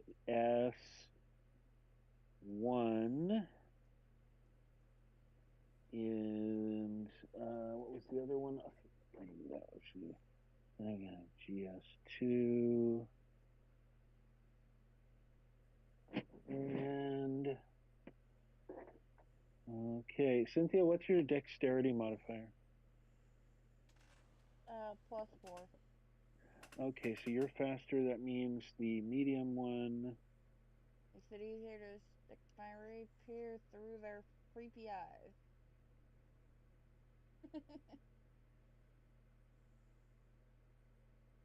All right. We have everything on the board. Pokiki has laid down opening fire with her moonbeam. Initiatives for the bad guys are rolled. Cynthia, it is your turn. You want to use your bonus action to do that speed up thing? That is horror. That is the corgi in a spider costume. Oh my god. Oh my god, that is so perfect. That is exactly what I'm talking about. It's about that size. I'm gonna use. Yeah, is that size of spider? It either I don't think it doubles my movement. Actually, I can't remember what Zephyr Strike is. Either doubles or it adds. I have to actually double check. Zephyr Strike. Let's find out. I'm already looking it up. Okay. If I could spell. Anyways. You move like the wind till its mount ends. Your movement doesn't provoke opportunity attacks. Once do, it's an extra 30 feet. So it's actually. It would technically double if my movement speed was 30, but it's not. So it's a total of 65. So 65 times 2 would be 130. Okay. You get a majority. Yeah, that's a lot. If I dash, it's still 100. You have to clear around the south side of the lake about 200 to 250 feet. So moving 130 this round puts you over halfway to the conflict. Yeah, which works. Yep. Because at the very least, she's able to avoid the spiders entirely, like not even go near them. Alrighty. Next turn. Alrighty. With that, unless you would like to do anything else, Cynthia. No. Nope. Bonus movement action all done. The medium-sized giant spider, the one that is about the size of a horse with spider legs, that had just come out of the woods, looks up in the direction of where the moonbeam came from and spots about 50 feet up in the air Pokiki. And it is going to web discharge. Let's see. +5 ranged weapon attack. As its abdomen pulses and aims in your direction, Pokiki. That is a 17 +5 to hit at range.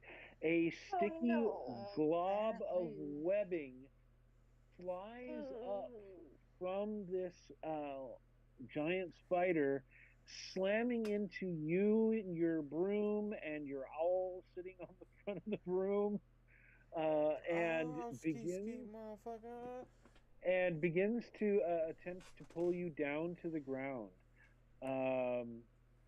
Let's see. I need you to make an Arcana check. Oh, Since this isn't a strength resisted roll, you guys are You're understand why using you your want to men- shower. This is disgusting. this is you using your mental magical control. Over You're the very brain muffled, concept. Norm. Sorry, is that better? Yeah. Yes. Yeah. Awesome. Sorry. So this is a Arcana check instead of a strength resistance roll. Okay. Since you're using your mental magical control over your broom to resist being pulled down to the ground. Oh, goodness. That is a 12?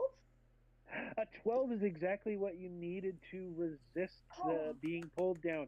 You maintain your 50 feet up in the air, but it does have you, and it is still attempting to use its forelegs to reel you in for munchy sucking out of your innards. You can, Why did you yes. describe it like that? Well, you can see that. those venom-dripping mandibles just chittering away as it's drooling over the thought of ingesting you. Yummy. Okay, so that was the giant spider. Now, Yummy, salad. Yummy. Yahasuri, it is your turn. What?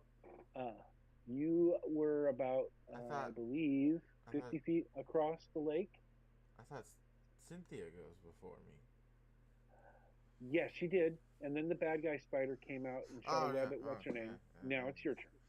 My turn. Yeah, so I have. How far do I need to move? You have another 150 feet to go to Shit. get to the combat. Well, we're just gonna dash. Keep on dashing. Okay. So you managed to get what, 60 feet closer? Well, No. 50. 50 because you're -5 for both your move and your dash. So you're 50 feet closer. You are 100 feet away from the combat and 100 feet away from the giant spider that's trying to reel in Pokiki. You are 50 feet away from Pokiki. Does that help? Yes. But, Any bonus actions you want to try to do? I can't really do much.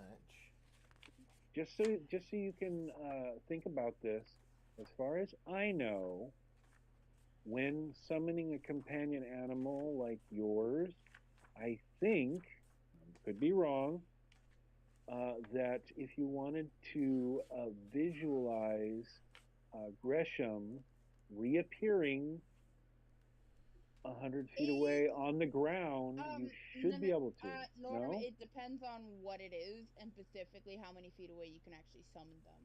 Like, Find Familiar is 10 feet away, for example. Oh, okay. Summoning What is Echo yours? is like 15 feet away. I don't know. I Without don't remember looking what at is. it, if I remember correctly, it's I think in an unoccupied space within 30 feet of me is where I can summon. Okay. So you can't Yeah, summon Gresham yet. I would Unless you want to just say- appear, make him appear 30 feet below you, about 20 feet above the lake, and let him swim the rest of the way. Yeah, No. Drake Companion. It appears in an unoccupied space of your choice within 30 feet of you. Okay. Yeah. I knew it was Yeah, one but of the like- more longer reaching ones, other than the shorter Yeah, ones but that Simon. generally, when it comes to class features or low level spells that deal with summoning, it's generally not. Generally, class features tend to be up to like 15 to 30 feet, just depending on what it is. Okay. All right. So that is Yahasuri's turn. He is now 100 feet away from the combat. And we go to a giant spider number one of the quirky sized ones, the one that is damaged by the moonbeam. It is going to First, make a con save, since it's Damn it. starting its turn there. You got me. That is a 4, Yep. even with Yeah, its that fails. +1 I'll roll damage. modifier. Okay. Bring the pain. Ooh. That is 17 damage. 17 more points of damage. It crumples and blackens beneath the intense um, power of the um, radiant moonbeam and does not move any further. Get fucked. That was its turn. It didn't get to go because it died. Okay. I gotta love those spells that I'll trigger make on the sure to beginning of mark their that, turn. that I killed it. Okay. Yes. Mark that Keep down. track of that. Yep, Yep. that's a Write 500. that down. Write that down. 500 points. Did I give you guys all your XP for killing the giant Yeah, spider? I we think dealt I with did. XP from the boss Good. fight already. Yeah. Okay. Alrighty. So that was giant spider number 1. Now we go to Draxon. Fallen, are you ready and able to decide what you want to do? Yes. You are moving at your top running speed, dashing. But here's the thing. As you begin to circle around the north of the lake, you can see that a large quantity of these giant spiders and swarms are moving through the trees in the direction of the confrontation on the other side of the lake. But you begin to see, as you head north around the lake, that some of the swarms and a few of the giant spiders have broken off and are beginning to head towards you. Would you like to stop and engage? Or would you like to dash along the edge of the lake and try to skirt past them?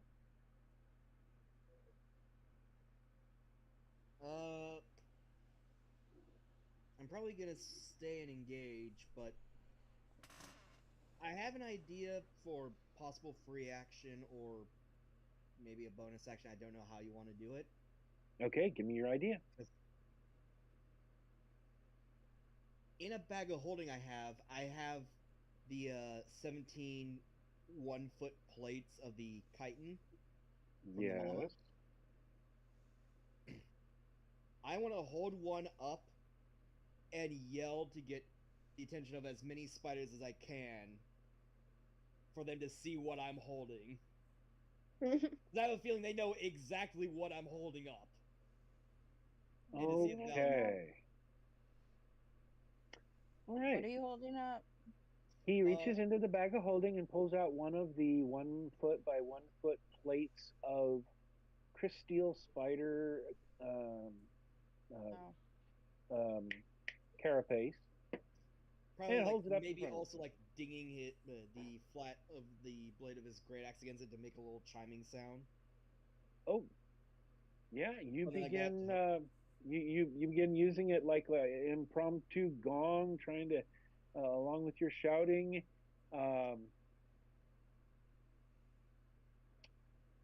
Draxon, as you Yes. are running towards this group of spiders that are running towards you, and you do this, I'll count this as a free object interaction. You haven't used your action or your bonus action yet.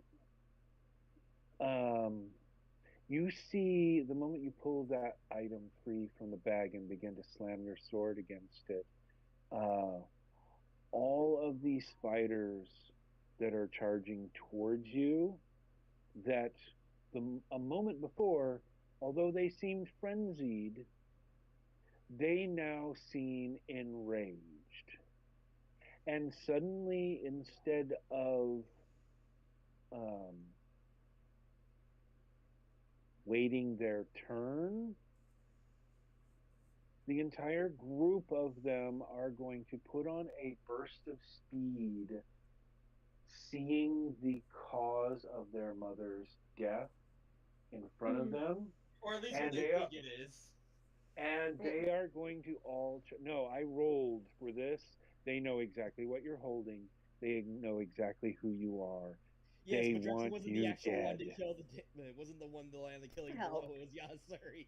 You helped. As far as they know, I'm the one that killed it, but You're carrying the portion of their mama's remains. They know it, and they want you dead.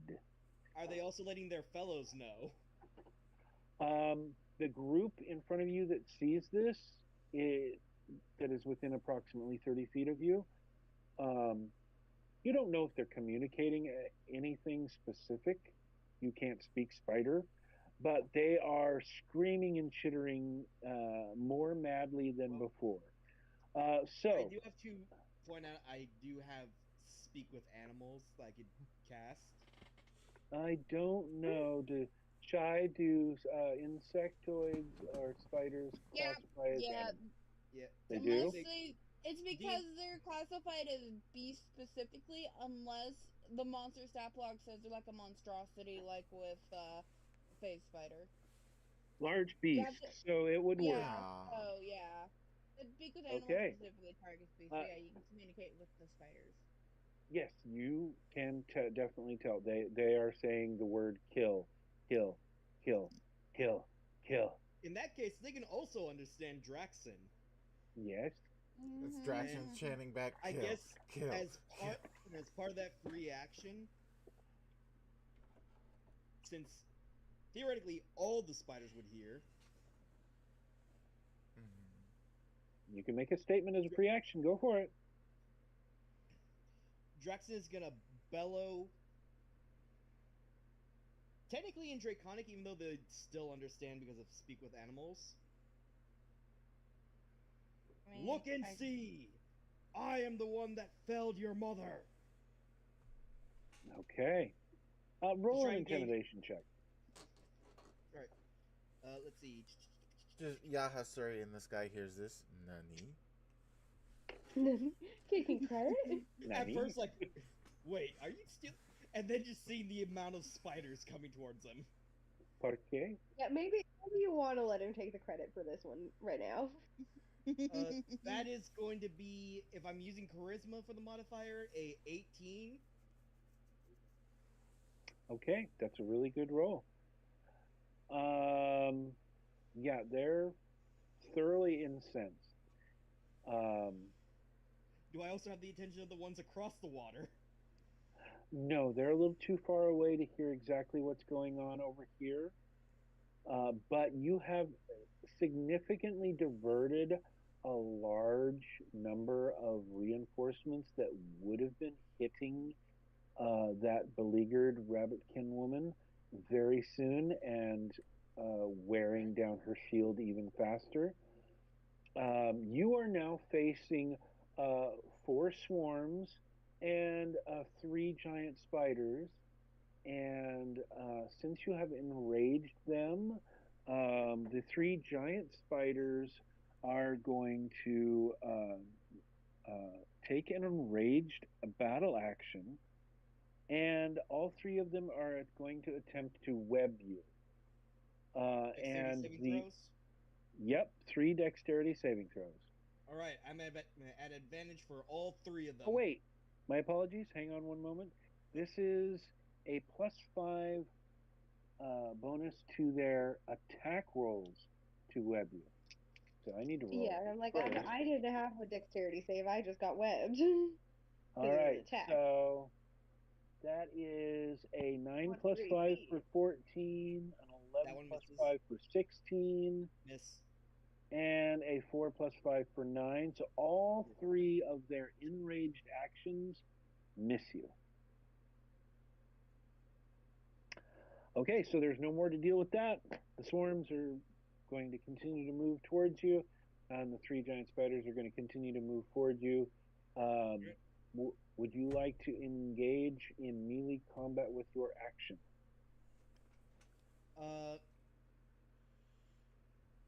Yes, and if it dropped last time I moved, then I will have restarted my rage again.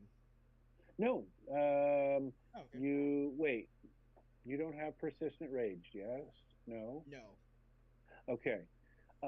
So the only thing you would have had to do was some kind of damage to yourself? I only had the fall damage from the turn before I That left. would that would count as damage. All right. So if you engage in combat now, your rage will not fall. But if you had ended this turn without engaging in combat, your rage would have fallen.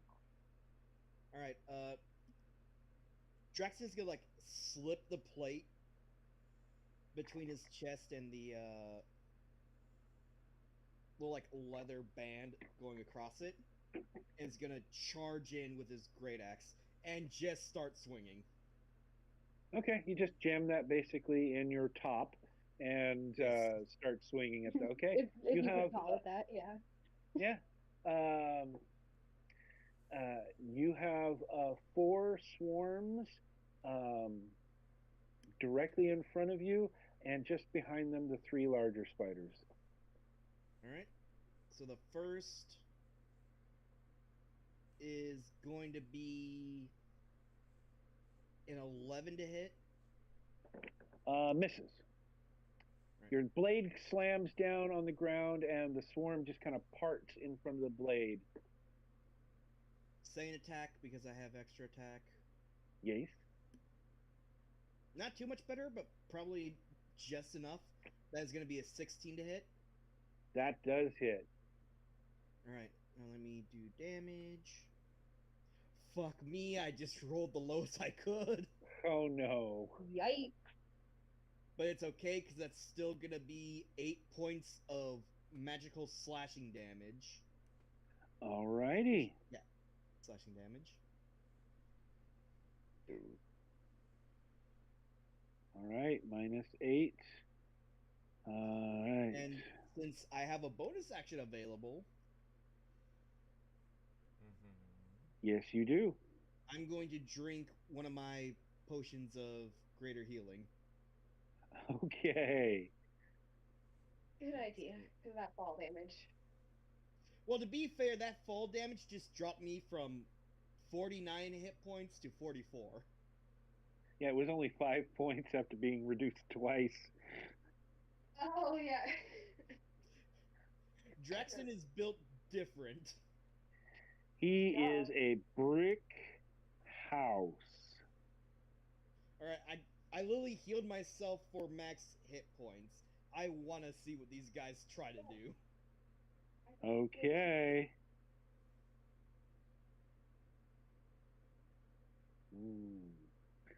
Alrighty. So we have 2 different combats going on with 2 different swarms of spiders. Beautiful. I love it. And now we go from Draxon to... oh, I need to bring those guys on the board now.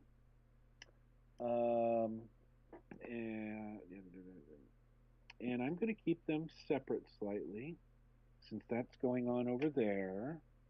And I'm going to roll these 3 dice here for their initiatives.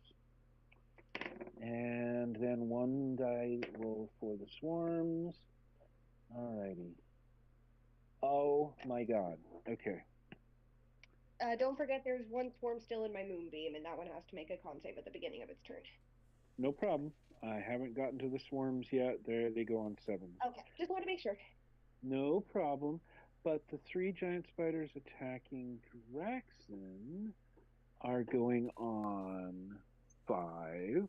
Initiative of 5. So that's giant spider 3, 4, and 5. And the swarms are going to go on. Well, the swarms that are attacking Draxon are going to... So we're going to call this Draxon swarms. D-swarm. Drax swarms.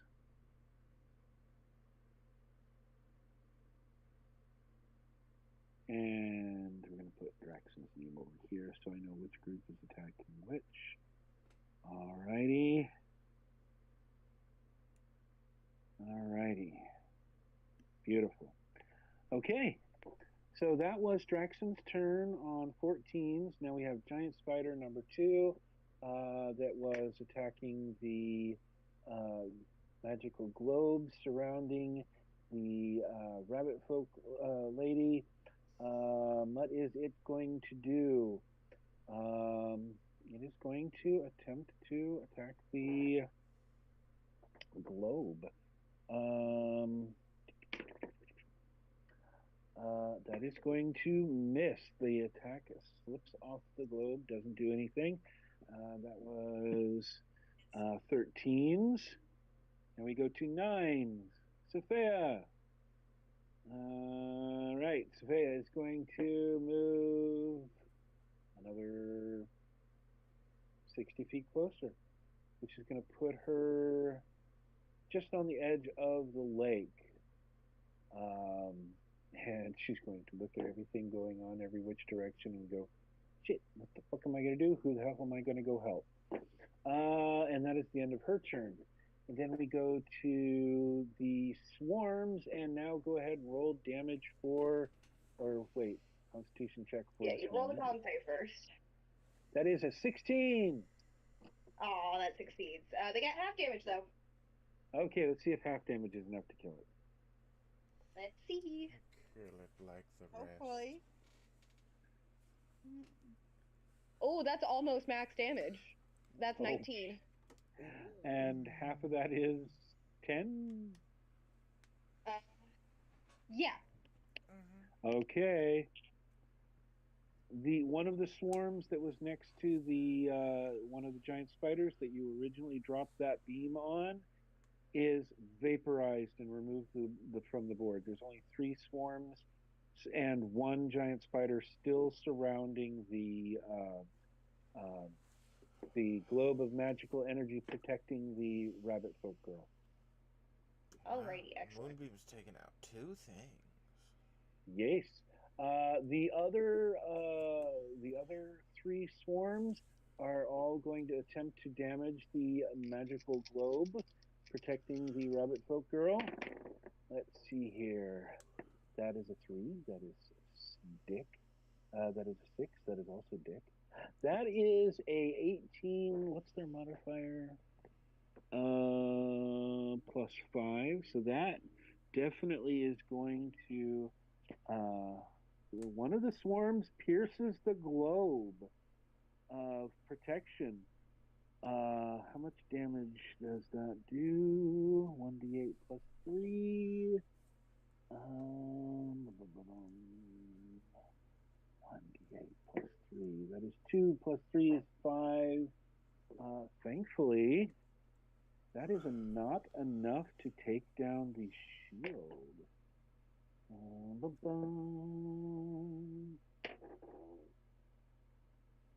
Alrighty.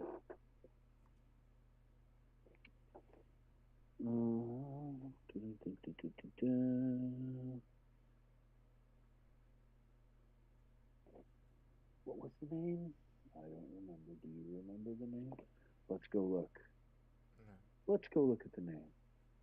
I do not know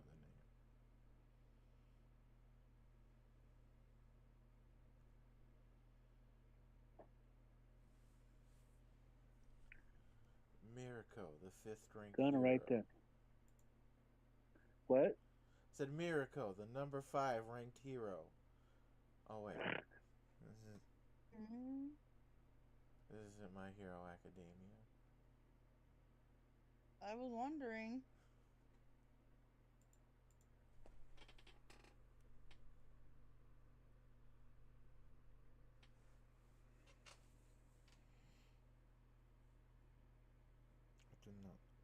I do not know the name, Monsieur DM, because I did not create the rabbit lady. You did. I know. I got it. I'm just writing it down, and I rolled an initiative for her. Oh yeah, and the reason why I was doing all that is because I needed to write down the shield strength, and for that I need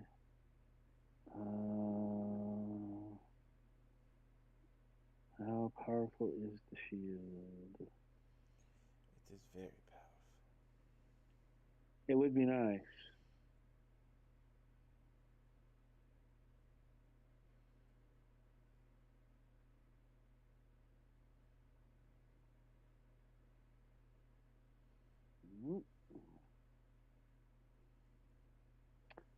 It's hard when you have only one app and you have multiple characters on the app because you have to switch between one and the other. So that's why I still use paper because it's just a lot easier to keep track of. At least for Yeah, I me. use for long campaigns. I always use my custom character sheet that I make in whatever notebook I'm using. I only use D&D Beyond when I'm doing like a one shot or something. Because it's quicker to make one character that you're only using once. But for long term, I like having the physical sheet. Pretty much. Concentration up to 1 hour. And okay, so it's plus, so that would be plus her mod of spellcraft. That'd be a 9, so that would be. It has a total of 23. 23. And it just took, how much damage did I say? Fuck. Is it still on the board? Fuck it. I think it was 5. Minus 5. So 23 minus 5. Minus 5. Perfect. Okay, I got up. Sorry. You're fine.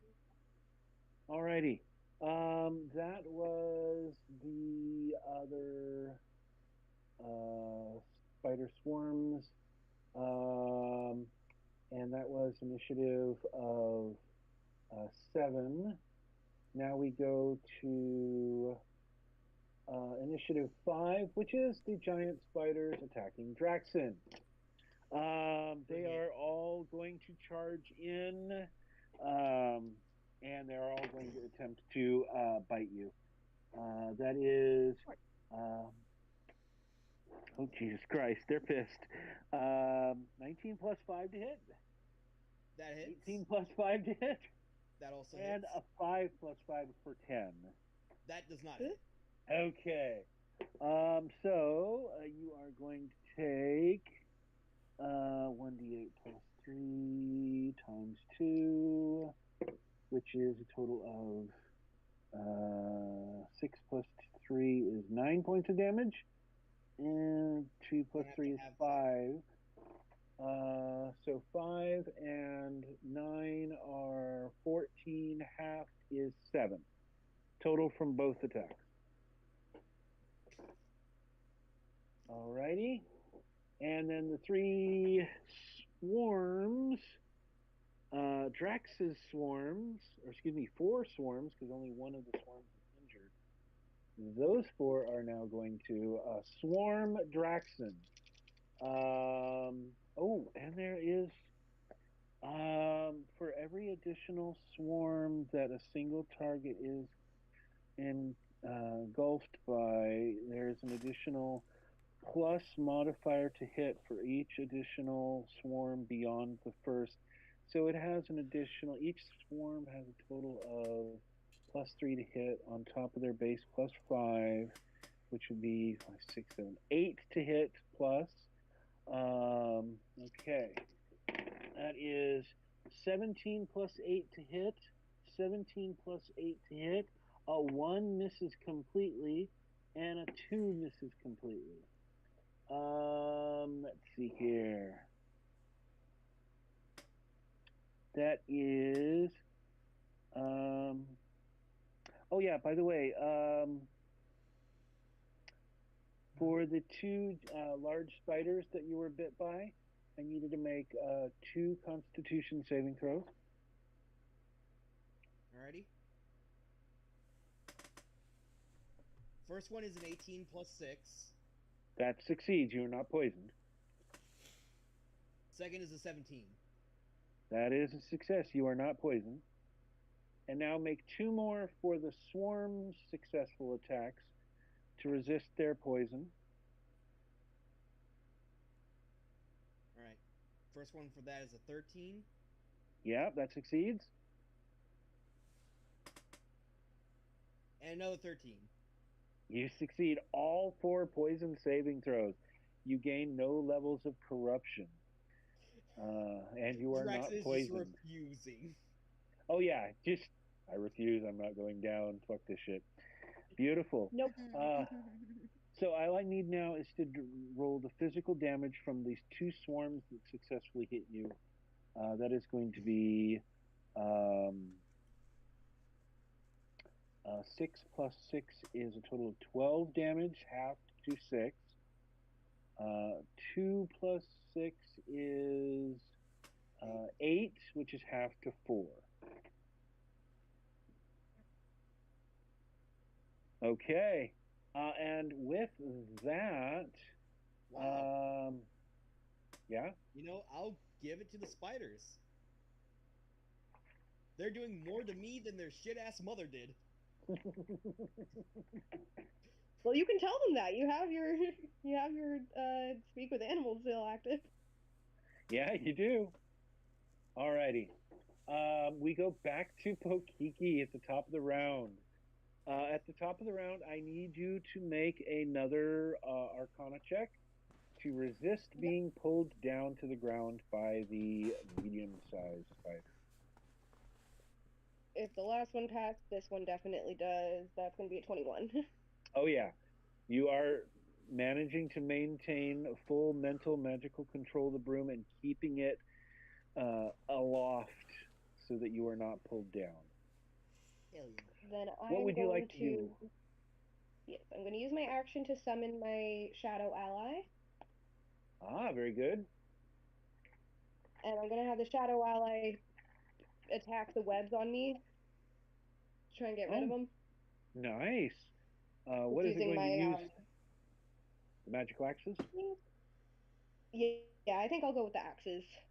Try and... Okay, the shadow flows from underneath your ring across your body and materializes behind you on the broom, reaches down to your waist and pulls your magical axes free and begins trying to hack at the web connecting you and your broom to the spider below.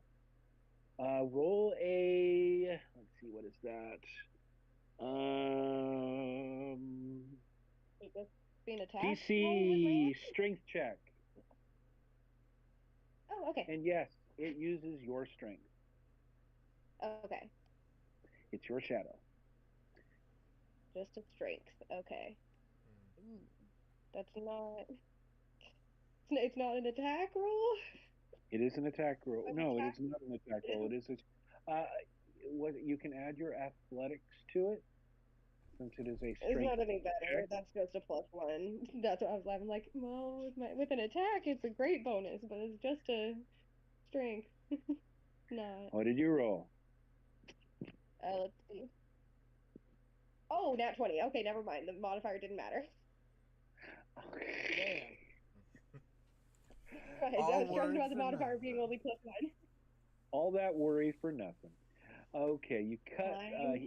Your shadow cuts through the web, separating you from the line of webbing, trying to drag you to the ground.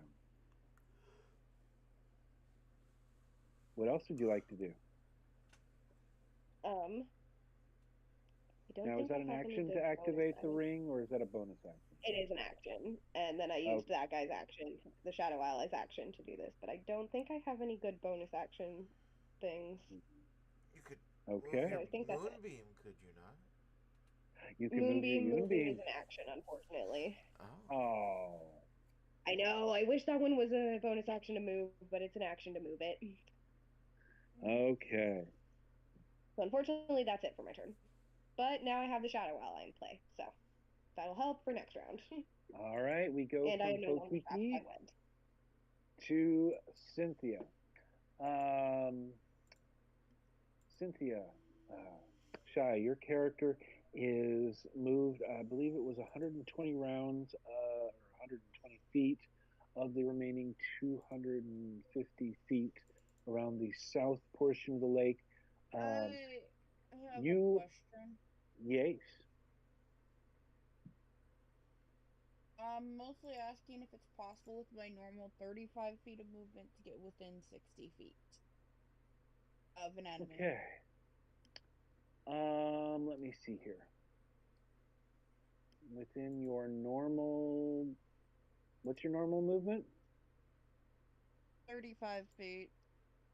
35. Yeah. With 35 feet of movement, let's say you skirting along the edge of the lake, you finally clear the tree cover, or the tree cover starts to clear. There are still a few trees between you and the actual clearing that leads to the bridge across the river feeding the lake from the waterfall. You can see flashes of motion from the conflict. You can also see a group of large spiders and swarms crossing the bridge to Okay. go towards the thing. They're probably another 35 to 40 feet beyond where you're currently standing. I'm just asking mostly because I have rage spells, and if they're within 60, if I can reach one of them within 60 feet of a spell I'm thinking of casting without having to use my action to dash, I would like to do that. Yes, I believe the spiders. Yep, I believe the spiders on the bridge would be just within that range. You haven't quite stepped out of the woods yet. You're still slightly concealed. Okay. As you come to a stop and focus on where the enemies are. I'm gonna have to cast a no spells. That's fine.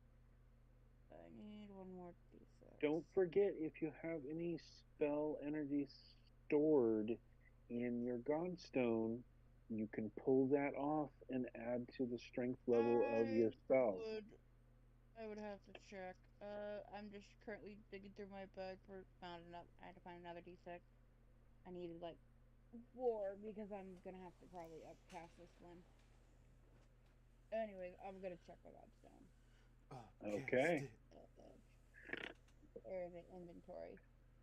There it is. I have none. Okay, no stored spell energy. I've not been storing it, and that's been on me on that one. It's fine. Anyways, it can only store 2 anyway, so at best I'd be able to store a second spot eventually, maybe later if I remember. Alrighty. Maybe before my next long rest, I will do that.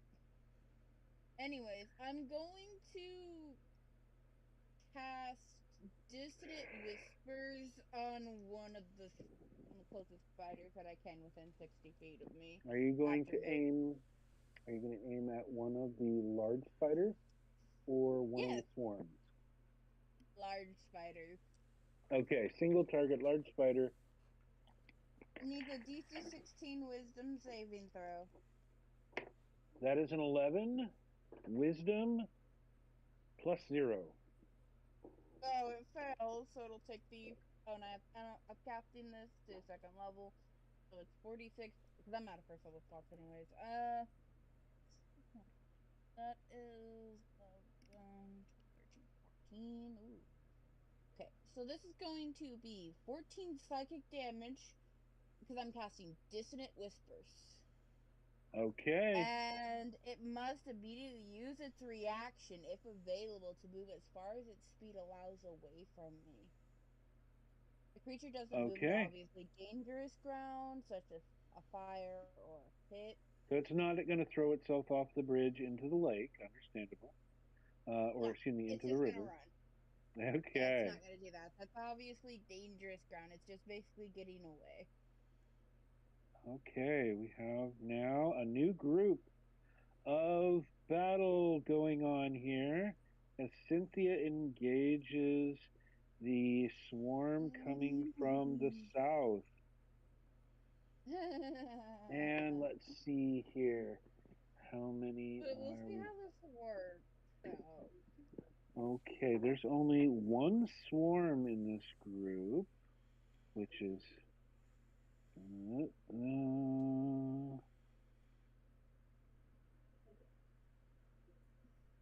and And there's 4 large ones. So that's 6, 7, 8, and that's HP. Nice.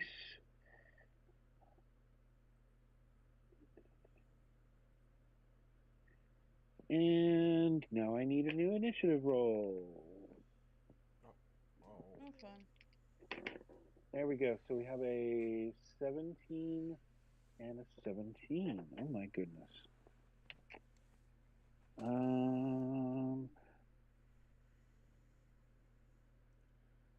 Deck's off Let's for those things. that is going to be difficult. Too many things on the board. Okay, we're going to put CYN for Cynthia and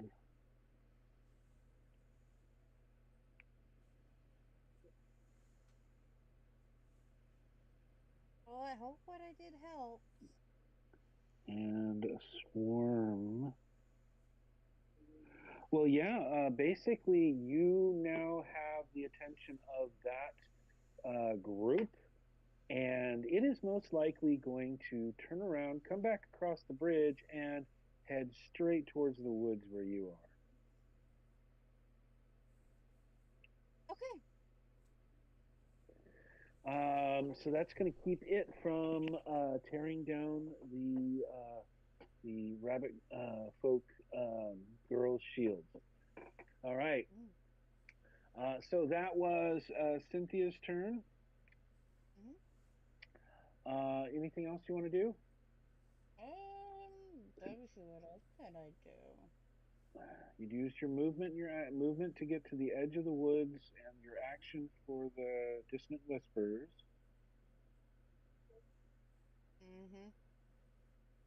That's my bonus action, and I'm just gonna save it. I'm good. Okay.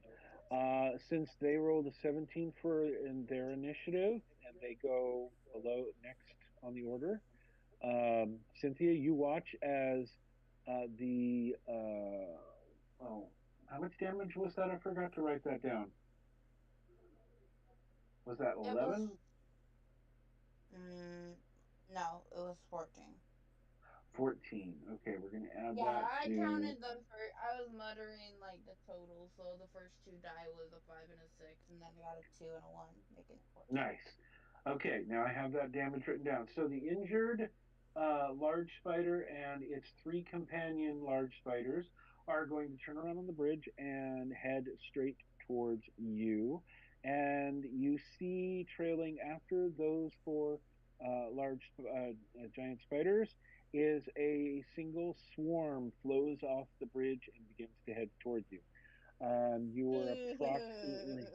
You are approximately 35 to 40 feet away, and their movement is only 30 feet. So they are going to swarm into the woods, but not get close enough to engage you in combat at this time. But the 4 of them that are 10 feet away are going to use their web attack, and that is a +5 to hit for those 4. Link. That is a 16 +5, 7 +5, 20 +5, and a 20 +5. I'm gonna be honest, and I'll state this now. Her AC is 17. Anything higher than that will hit. So one of the 4 web attacks misses. Thankfully, the web attacks don't do damage because 2 of them rolled natural 20s. And 1 of them hits, but without a natural 20. So you are now restrained by 3 giant spiders.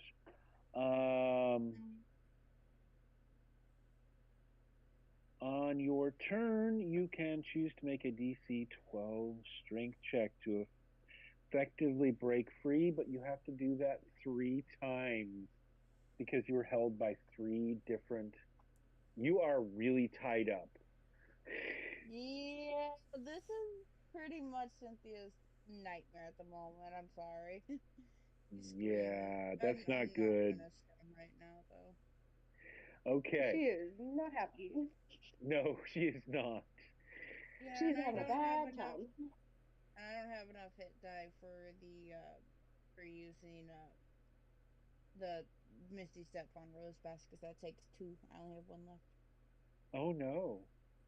You're getting low on blood, are you, darling? I was just on the hit die, but yeah, she yeah. Yeah, I think she probably needs some blood. Definitely not from the spiders. Do they Okay. even have blood? I mean, I mean, yes. probably.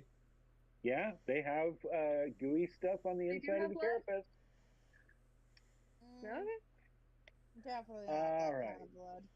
So that was 17s. Now we go to 16s, which is oh wait, I forgot. There's another creature on the 17.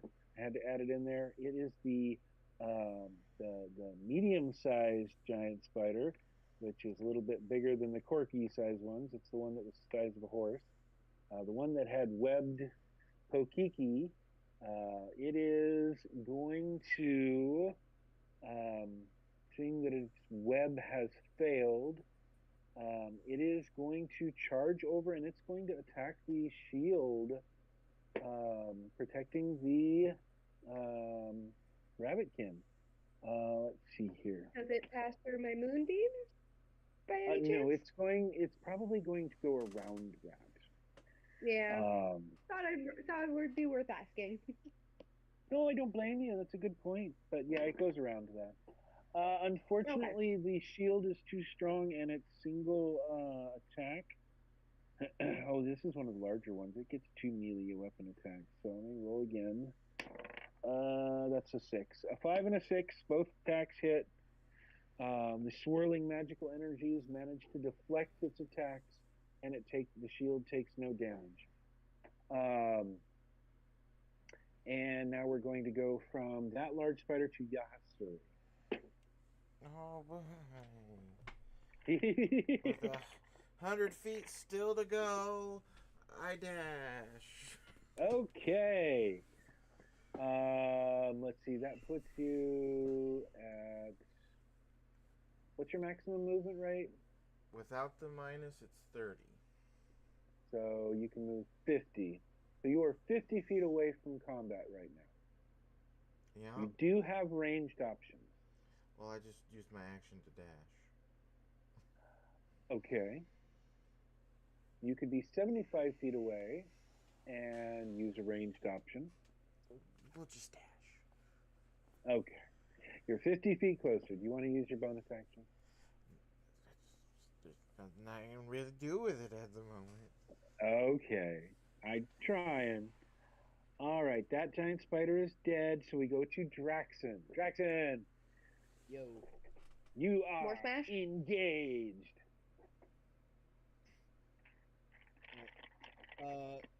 So after taking all that damage, Drax is actually going to pop another fucking potion, Okay. and so that the spiders understand it.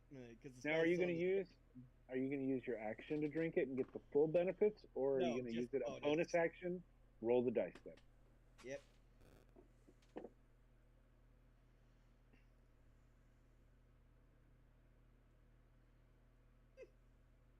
Not bad.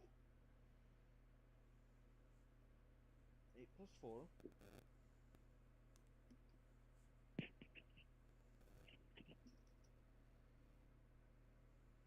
Anyways, Drax is gonna sort of do that weird thing some people can do, where they swirl the bottle around while they tip their head back and just have it whirlpool down his throat.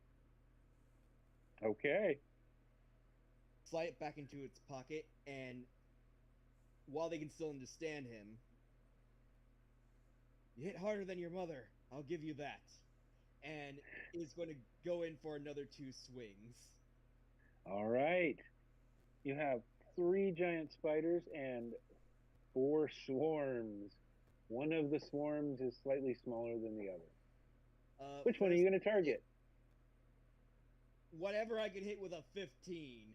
Draxon does not care who he's hitting. He's in a target-rich environment. Yeah, you're currently swarmed by 4 different swarms, so you got basically spiders crawling all over with you. And their armor class is 14, so... All right. Please do more than 1. It's not a 1 at least. So that is going to be 9 slashing damage for the first one. Okay. Second. Were you targeting the swarms or one of the large ones? I guess I'm targeting the one swarm I already hit. Okay, I'm going to try to focus on that one. Okay, 9 will be added to that, which has already taken 8. So total another hit because that's another 15. The original swarm that you've damaged is still up. Are you going to use your second damage to hit it as well? Yep, that is going to be 10 more points of slashing damage. That kills off that swarm entirely.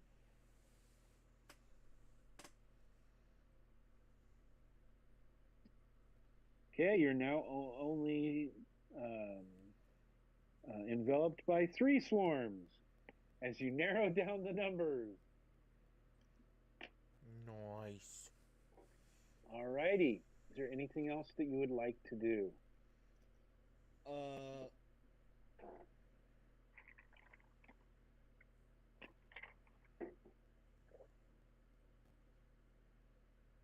I'm guessing there's nobody else within range to hear Draxon. I imagine over the wide open area of the lake, your voice will carry. Whether or not others can hear, we will roll perception checks to find out. How about that?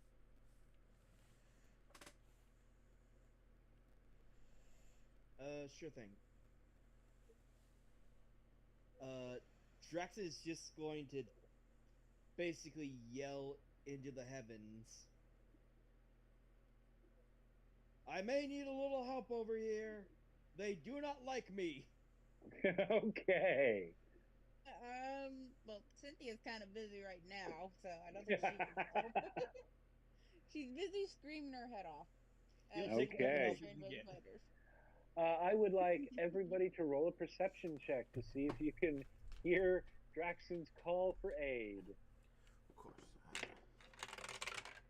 Can I have advantage with my familiar? Yeah, sure. Oh, goodness. It didn't really matter. What is my perception? Uh-oh. So, Cynthia, you only hear a the 9. call. Only a 9? No, you're too busy to notice. I rolled a 5 and a 2 on the dice. That's fine, honestly. We do need someone to help the rabbit. Cynthia definitely hears the call echo across the lake, but you two are like on opposite sides of the 200-foot lake. So, not sure what Cynthia can do, and she is a little tied up right now. What about you, Yasuri? Did you hear it? Dirty 20. You heard it as well. You glance back and you see that Draxon is quite literally being swarmed. There are spiders crawling all over him, and there's 3 more giant spiders closing in around him. When I look, do I see if there's a sizable difference in distance between the closest combat to me and Draxon?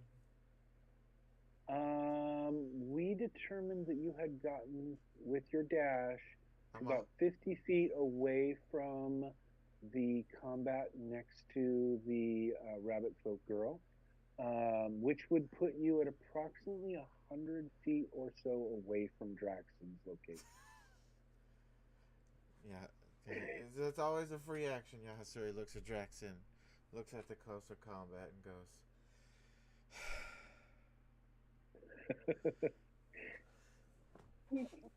Oh. Just a sigh. Since you are the least engaged of the entire adventuring group, Well, I'm going to Sophia's give you a somewhere bonus. behind me. I'm going to give you a bonus because you rolled a 20. Even though it's dirty, you do notice a winged figure on the other side, above the other side of the lake, moving closer towards Draxon's location. Yeah, I was gonna say Sophia's somewhere behind me, even further. So she's probably closer to helping Draxon. Yeah, so Probably. yeah, so it's just gonna. I don't know. I mean, I guess it's 100 feet away. Yeah, so he's gonna. I guess again, free action yell back. Sophia's coming. Does Draxon hear that? Roll a perception check. That one. That is a 13. Okay, you heard one of your allies, Yahasur, you think, respond. You don't know what he said exactly because it's, well, you're kind of like being swarmed by spiders and engaged in combat. I imagine it's like part of the ending of the one swarm. One Yeah. tried to like get into his face and he just chomped down on it. Yep. So yeah, you heard some kind of response. So your allies have likely heard your carol. But as far as that goes, I nearly knocked over my table. Hang on a second while I grab my clipboard. Okay. Alrighty. Now we go from. Okay, that's Spider Draxon. We're going to go from Draxon to Initiative 13, which is one of the giant spiders attacking the magical dome. And let's see if it hits. That is an 18. That is hit. That is damage. That is not good. Damage. Oh, that's full damage. That's what is that? 8 plus 3 is a total of 11 more damage to the shield. And it's already taken 5. So that is a total of 16 damage to the shield. The shield is definitely starting to waver and flicker, as if it will not last much longer. And with her pouring half of her energy into the healing that she is shunting into the slowly collapsing tree next to her, she is probably not going to make it much longer. And that was that bad guy on 13's next initiative order is Sophia. What is she going to do? Let me grab her. How much has she got left? Nope, not that character. Should be closer to Draxon than Yahasuri. Yes, she is closer. Now I need to see what she's going to do.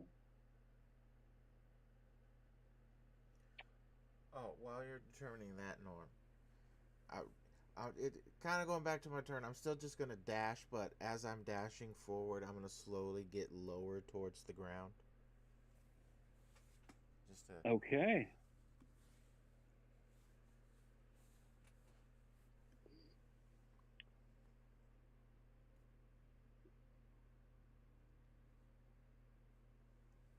That'll work.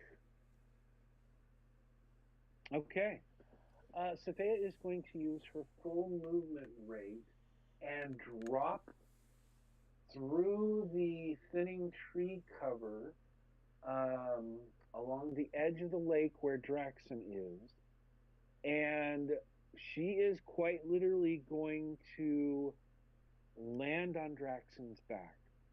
Draxon, you feel her arms and her legs wrap around your neck and your middle torso, and her almost spectral, transparent, black feathered wings wrap around both you and her, and you hear a whispering prayer like chant come to a conclusion, and a 10-foot radius surrounding you and her of um,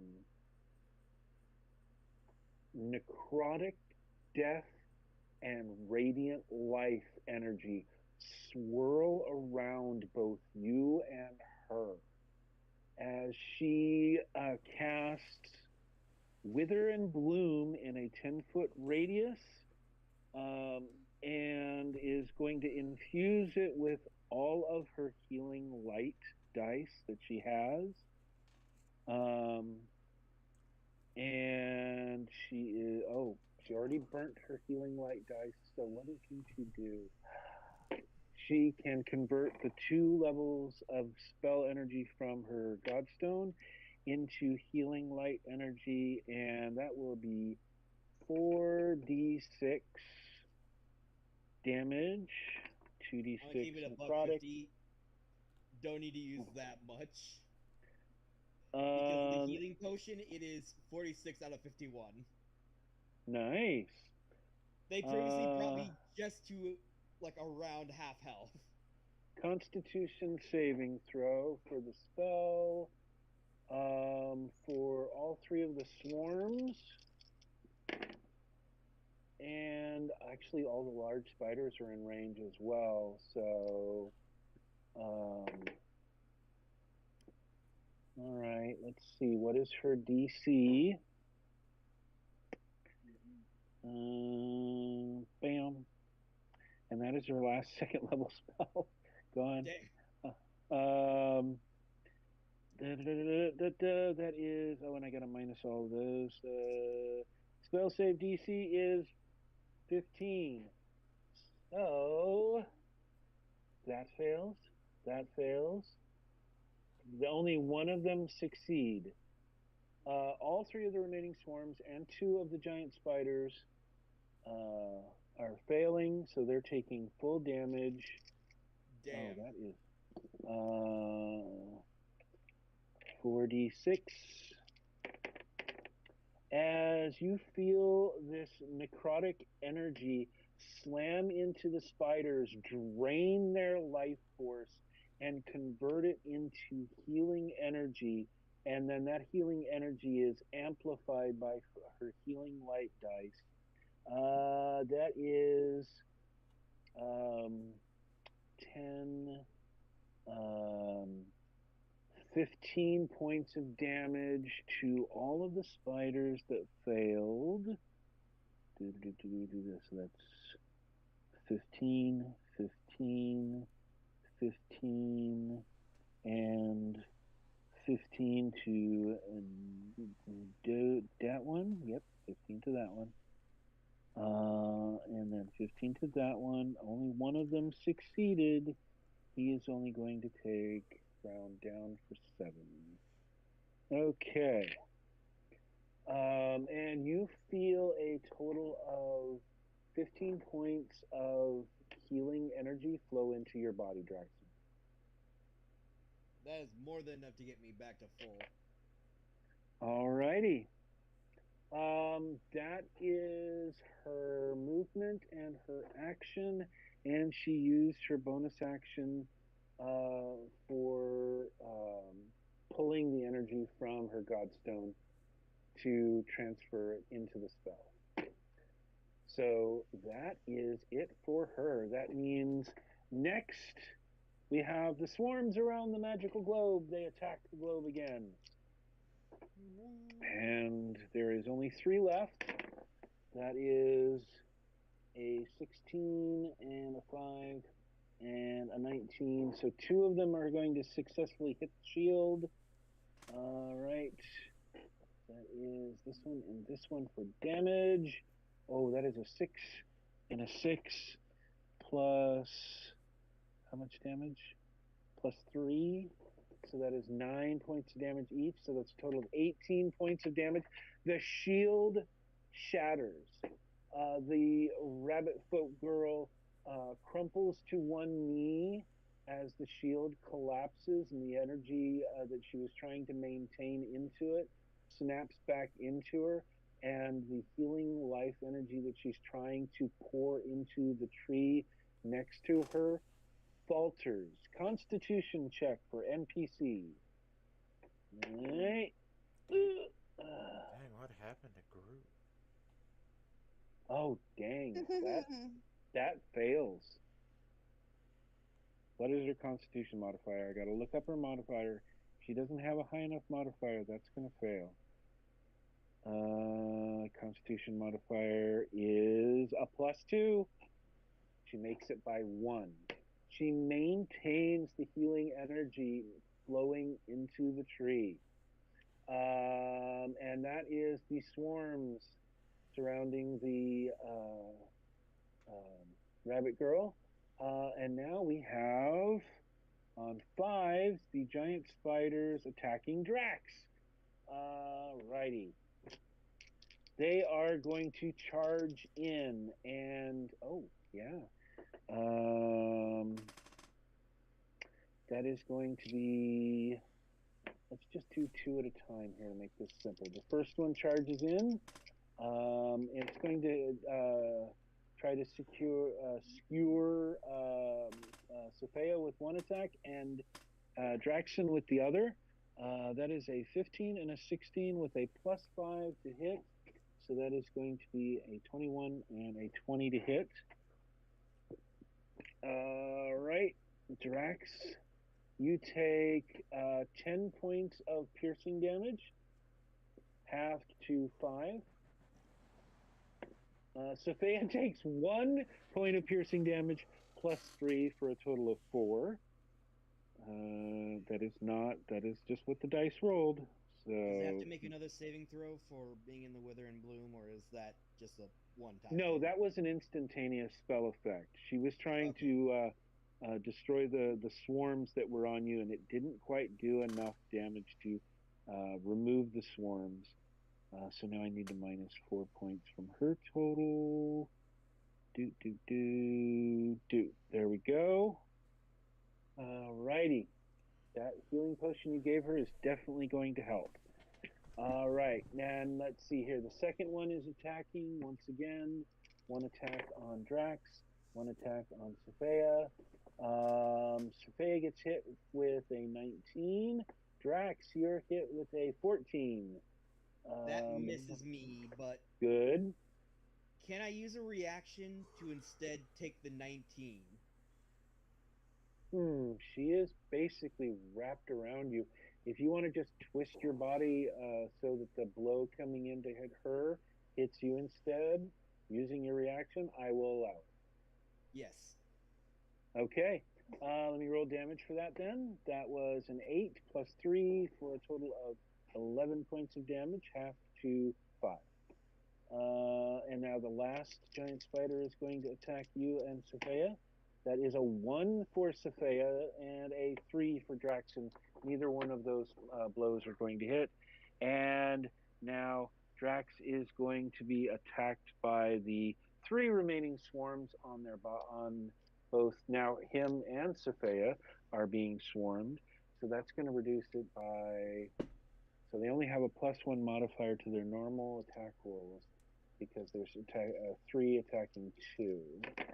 That is a 16 plus 5 plus 1 would be 22 for that hit. And a 15 plus 5 plus 1 would be a 21, and the 4 misses. So 2 successful hits, 1 for Drax and 1 for Sophia, as the swarms flow across your guys' bodies and just biting you over and over and over and over again. Drax, you will take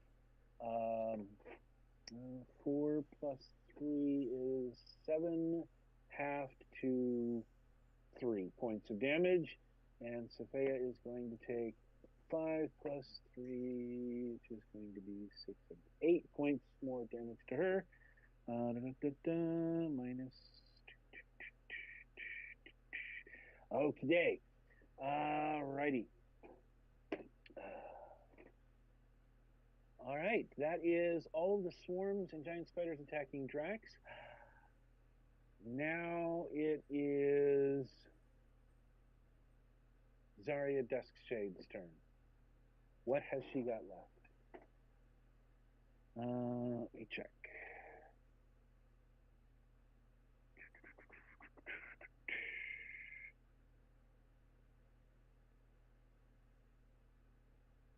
She can't cast anything that requires concentration because she's doing her healing.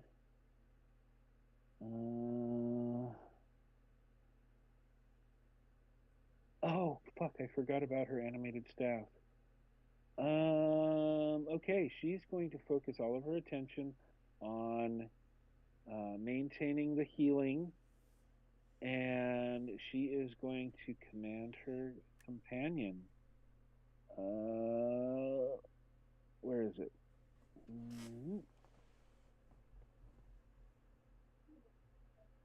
There it is.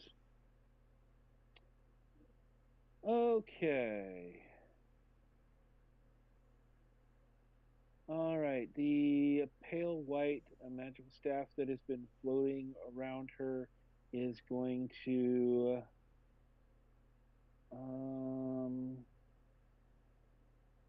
can't do that because that would include her in the area of effect.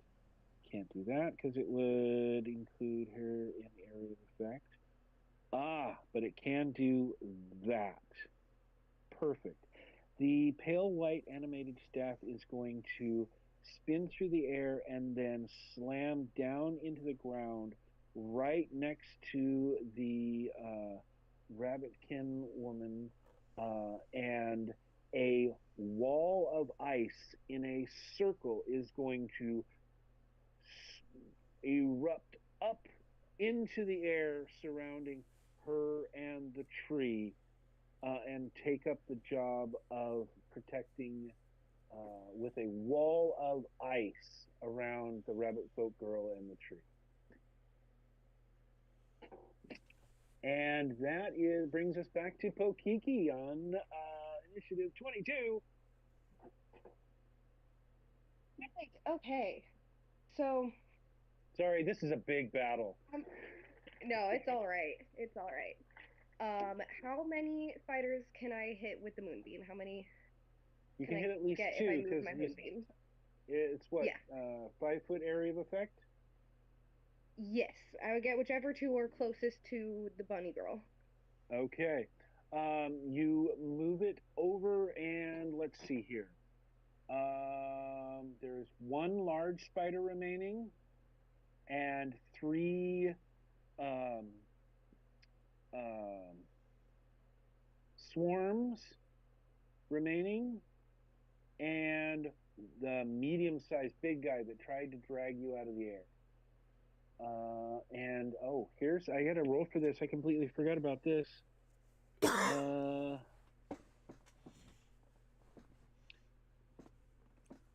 I need to roll a saving throw for all of those enemies that you're deciding on who to hit to see whether or not they get trapped in the ice or pushed out of the area of effect. Let me get the spell book for Wall of Ice real quick. That is a W, so it's going to be near the back of the book. I've also just realized that we're, in terms of not only time for me, which I'll just say, because my wings only last a minute, I've been actually using my bonus actions when the time is needed to just keep my wings out. But if we were on a 5-minute counter. Yeah, how many rounds has it been? I think we have about I think we're on the 5th round, the beginning of the 5th round with you, Pokiki. Yeah, so we're good. And each round is what? 1 minute? Well, each one of our turns each round is takes 6 seconds. Takes 6 6 seconds. So Yeah. So with us just at the beginning, there's 5 of us at 6. It's about 30 seconds apiece. I thought one complete round is 6 seconds. Yeah. Oh, I thought it was just our each turn. turn is 6 seconds. Each turn is 6 seconds. Oh, okay, I misunderstood that. So Yeah, everybody has So a two, turn of 6 so seconds. two So full you're basically doing. two full rounds So would like have been a over. minute. No, each round is 6 seconds because we're each doing something at the same time. Oh, okay. yeah, Here we go. That's what they. we're not meant, waiting so 6 that's what I- seconds before we act again. Yeah, no. We're all everything is acting within a happening 6 seconds. Yeah.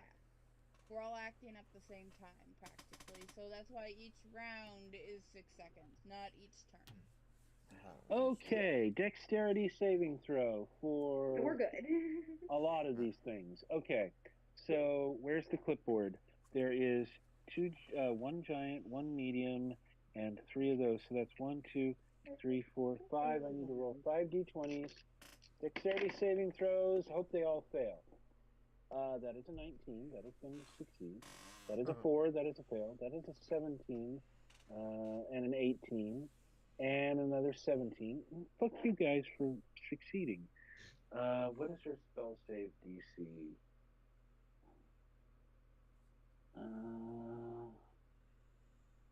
Spell save DC for her is 17. So yeah, the 17, the two 17s, and the 2 and the 18 and the 19 both make it.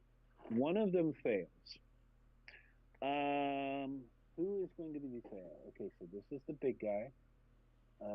This will be the large one. If we work from the bottom down, that means this. Oh no, that's just one of the swarm. That would be big, medium.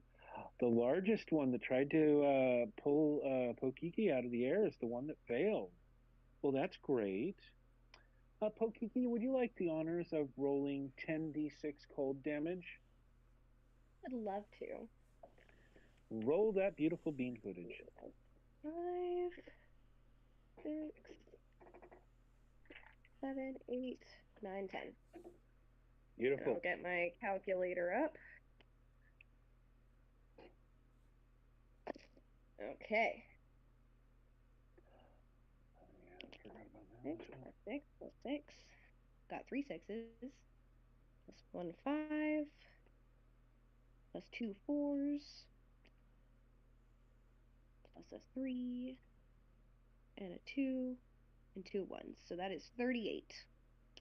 38 points of cold damage. And that is going to be halved because the ice spiders are resistant. So Divided by 2 is 38 19. divided by, oh, thank you, 19. I'll All have the right. calculator up, so it made it easy. Nice. Okay, so 19 points of damage to this guy, not enough to kill him.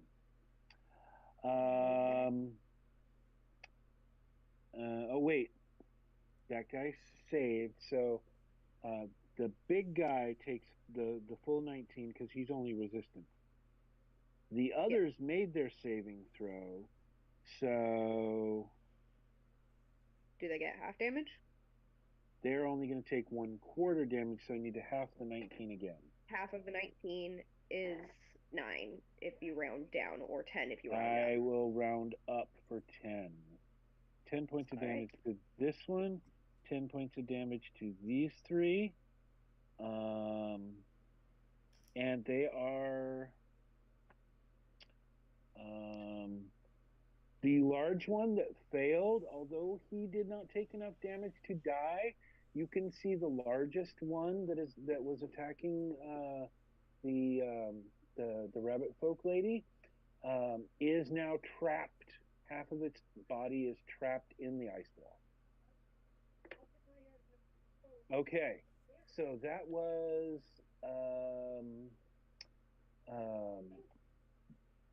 Kiki, what are you gonna do? It's your turn. Did the moonbeam? Oh, she did the moonbeam? Yeah. Right. I moved the moonbeam, yes, to wherever I would be able to hit 2, whichever are closest. So you can hit one of the corgi-sized ones or the horse-sized one, and one swarm. I'll go for the horse-sized one in a swarm. Okay. Roll let me roll the saving throws here. Yeah, I need con saves from both. That's a 20 con check from the horse-sized one, and Okay. an 11 from the other. The 11 fails, so the swarm will take half damage. The horse-sized one will take half damage. The swarm will take full damage. That is 19. Okay, for the swarm full is damage, dead. or 10 for the half damage. And Swarm is dead. horse-sized one is dead. There's only one large and two swarms left surrounding the rabbit folk girl. One moment. Let me write down. So you've taken out a swarm Okay. and the I large took out a size swarm one. and a large one. Yes. Okay.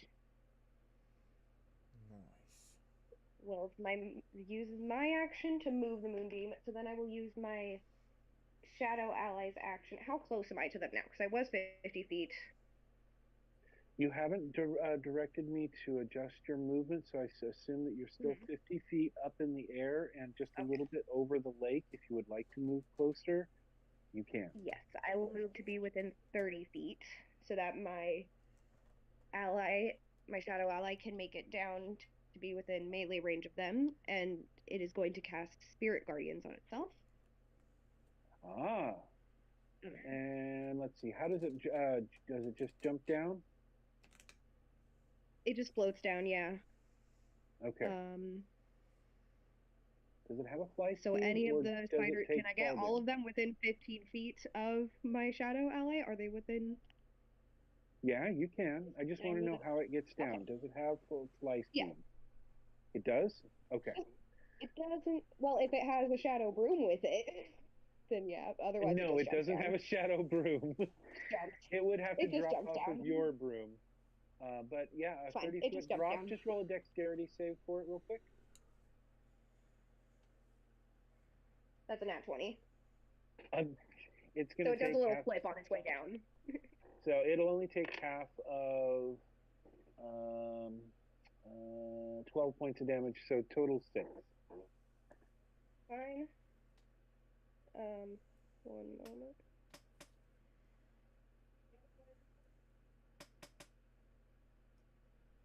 And I believe, if I remember it right, it has a number of hit points equal to your level plus your proficiency modifier.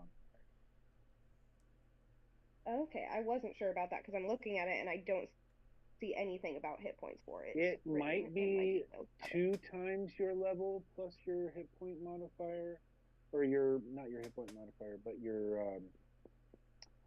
oh, that's right, it was, because it's completely based off of you. So it has a number of hit points equal to your level, plus, what's your con modifier? My con modifier is +2. So if you're level 5 or level 6, that would be 6 hit points. So it would have 2 more hit points per each one of those 6 levels. So that's a total in of that case, 12 I don't want to plus damage it. 6. So instead, I'm So- going to float down low enough to drop it off safely and then float back up again. Okay. It could easily take the 6 points of falling damage with its successful dex save. It would still have, so its max hit points would be 12 plus 6, which is 18. And that would go up every level you go up by 1 for your level, plus your constitution modifier. So every time you go up in level, it gains 3 hit points. Okay, good to know. So it's currently 18, and it could easily take the damage if you wanted it to, but if you want to drop it off from the ground, go I'd right rather not. Yeah, I'll drop it off safely. Don't want to add extra damage since it's about to be within melee range. And then it's going to Okay. cast Spirit Guardians. Yes, go They ahead. sit around in a distance of 15 feet. And it's going to be maintaining concentration on that instead of you. Don't forget to mark that spell slot off of you because it's using your magic. Yes. And I do have to make a wisdom save to make sure that the spell works. When I cast spell conditioning, which it does, it's fine. The 17 2 remaining plus swarms, that's fine. The 2 remaining swarms and the 1 large spider are in range of the Spirit Guardians. as he charges in. Or it charges in, the shadow. If you try to, I'll try. Okay. Then I need a wisdom save from all of the spiders that I can get within 15 feet of my shadow Okay. ally. There is 2 swarms and 1 large one, so I'm rolling 3 dice. We have a 19, 19 passes, a 12, fails, and a 3. fails. Okay, so one of them's going to take half damage. Alrighty. What is my damage for? Okay, that is 3d8. Boop. There are my d8 to do and do. So that is 18 for the ones that failed and 9 for the Okay. ones that succeeded. All right, so one of the swarms is still alive, but one swarm and the last large one is down.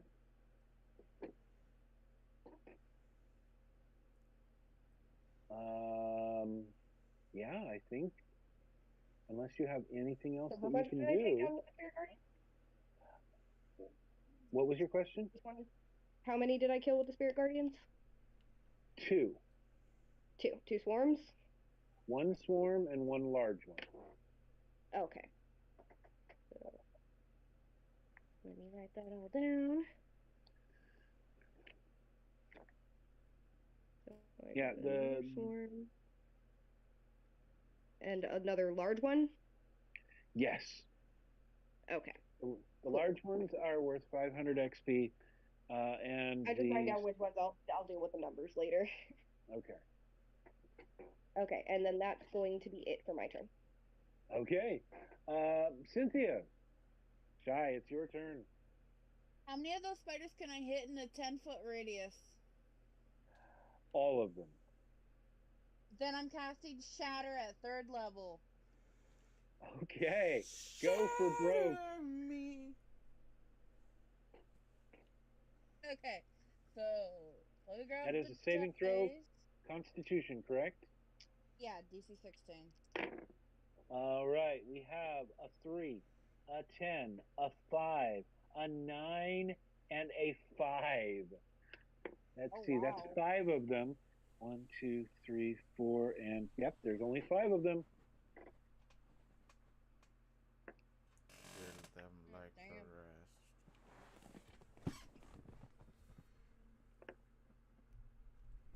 Okay, that's 15 points of thunder damage. Okay. So the one that's already been hit by your spell previously is dead. And then 15 points of damage to this one, and the swarm. Yay. All right. You see I might cracks survive this. spread through the 3 large spiders that are still alive, but one of the large spiders, you watch as its entire head, body, and abdomen just shatter, and spider bits go every which direction. Ew. Yeah.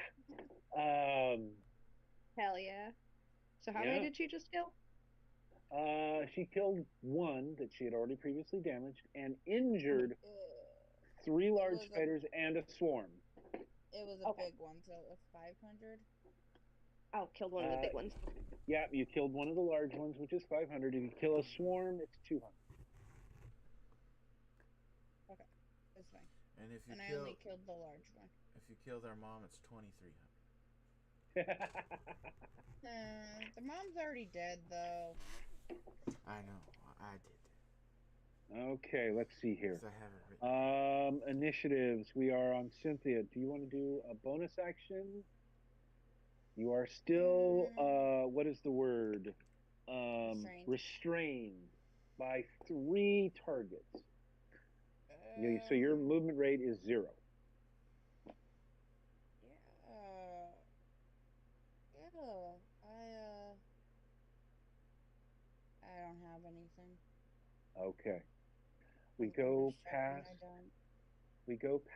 Cynthia, and uh, that one, the big boy, was killed by um, the moonbeam just now by Pokiki. That means on initiative 17 after Cynthia, we have the group that was attacking her is now going to charge in. The swarm flows across the ground and begins to crawl up your boots and legs. The three large spiders leap towards you, and the three large spiders are all three going to forego their normal multi attack with the stabby legs, and all three of the large ones are going to attempt to bite you. And then suddenly Cynthia goes super vampire. That is a 3 to hit, a 9 to hit, and an 8 to hit for all three of the bite attacks. Even with the +5 to hit, I don't think any of those are going to hit you. Unless you have lower than a 14 armor class. Mm-mm. If you're talking Okay. about Cynthia, no. Yep, Cynthia. Okay, She you're has good. a 17. Good. And now the swarm that is crawling up your boots and legs. And it rolled a 13 plus 5 for a total of 18 to hit. On Cynthia? Yes, on Cynthia. It's Okay. You are bitten by multiple spiders in the swarm, culminating into a total of 7 plus 3 damage for a total of 10 damage total, and I need you to make a Constitution saving throw. I'm trying to think now what color aura would a vampire / Dampier have if they had a Super Saiyan type transformation? red. Anyways. Probably red. Definitely See, red. I was thinking red, but I was like, is Absolutely red. that 2 on the nose? Is like that? I think too it's exactly obvious enough. So. Do I have anything that could help? Oh wait, I keep forgetting about this.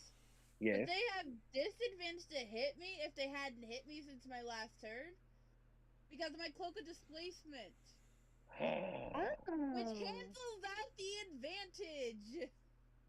Okay, I will re-roll the swarm's attack, and they got a 4. No Constitution saving throw for you. Thank God, actually, I was checking to see if I had anything. Then it was like, I keep forgetting about this. This item is good. I need to remember. They have disadvantage to hit me as long as they hadn't hit me. We have so many items, it's so hard to remember them. Yes, I have it is. tuned too, so Yeah. for good reason.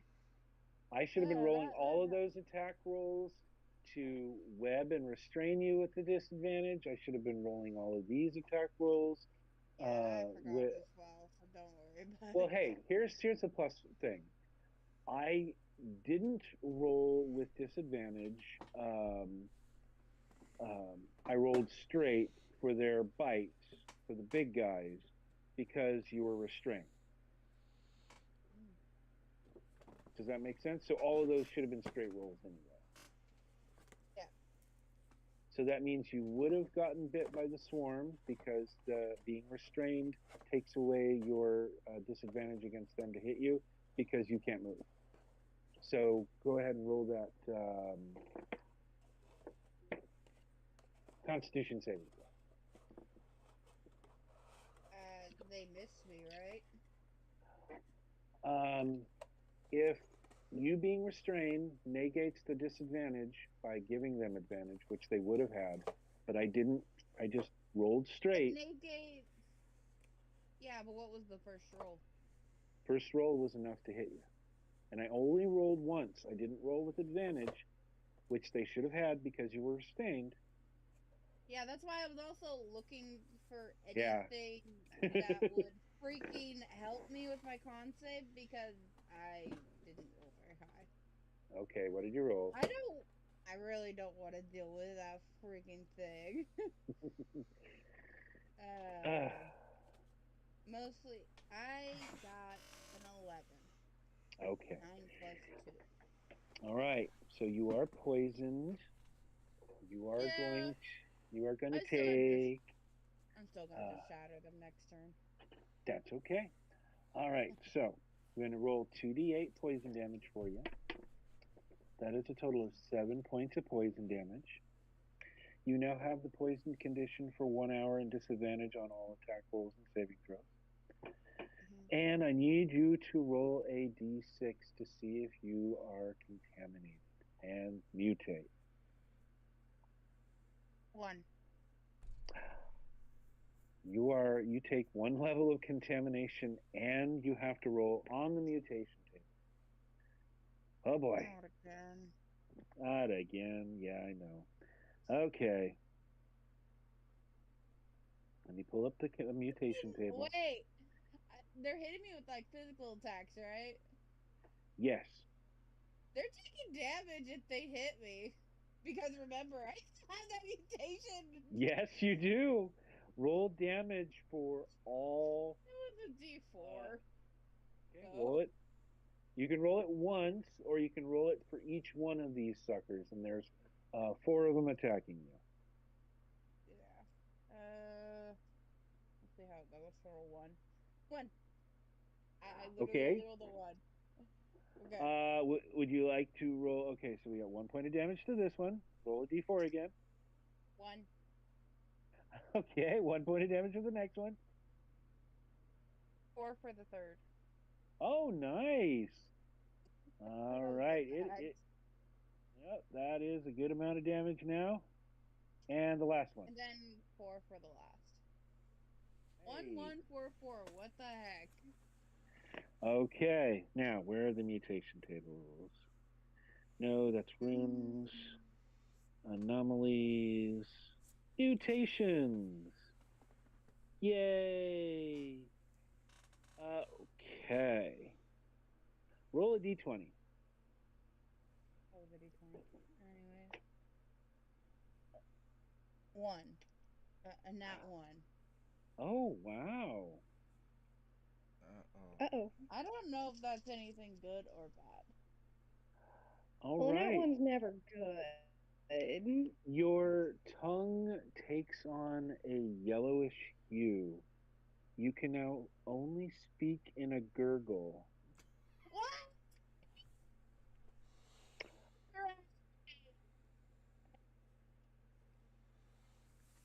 Wow.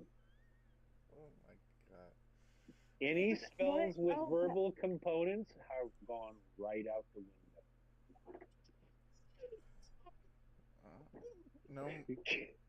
No vicious mockery for a while. Oh, No shatter either. the worst possible thing that could happen to her just happened to her. Might as well just prepare another character at this point. Oh my goodness, this is not going well. Get rid of it. It's fine. It's fine. We can fix it. It's fine. Everything's fine. The forest is on fire. Everything's gonna be okay. We can fix Okay. this. Not right this second, but we can fix it. Cynthia went from She's doing so good bad. to now she's that meme with the dog in the house fire. This Uh-huh. is fine. Yeah, Suri, it's your turn. Like, the only thing I could do is roll disadvantaged with Rose Basket. Because I'm restrained. Oh. How close is Cynthia to me? Cynthia is about 75 feet away from your current location. With your 25 feet of movement, you can narrow that down to about 50 feet away. So either And you do have ranged options. we'll have one ranged option, and it's not magical. I don't know if that would make a difference, but it's not. It's not magical.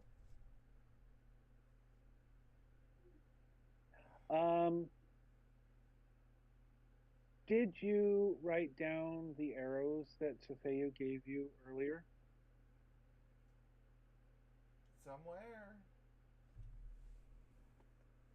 Then I will be a kind DM and remind you.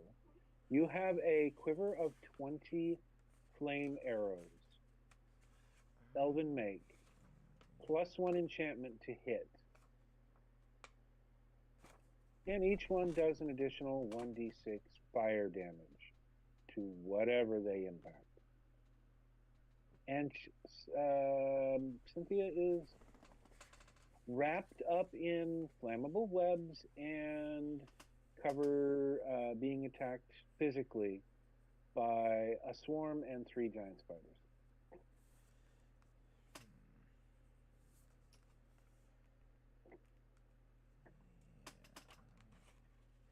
Either way, I'm gonna have to make a ranged.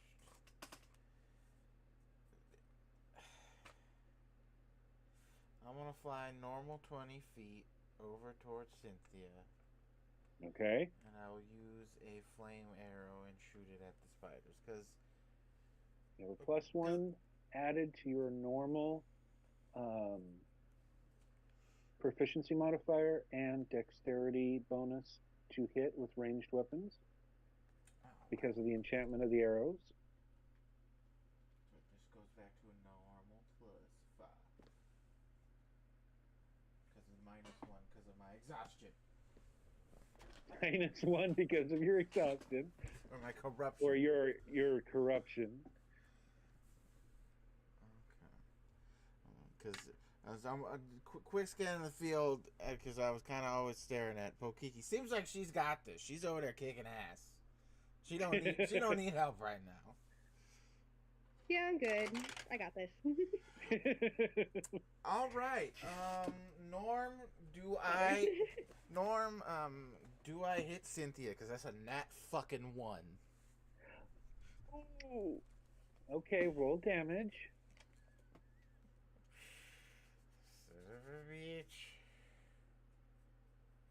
Okay, what is that? That's a D8 piercing. Fun times.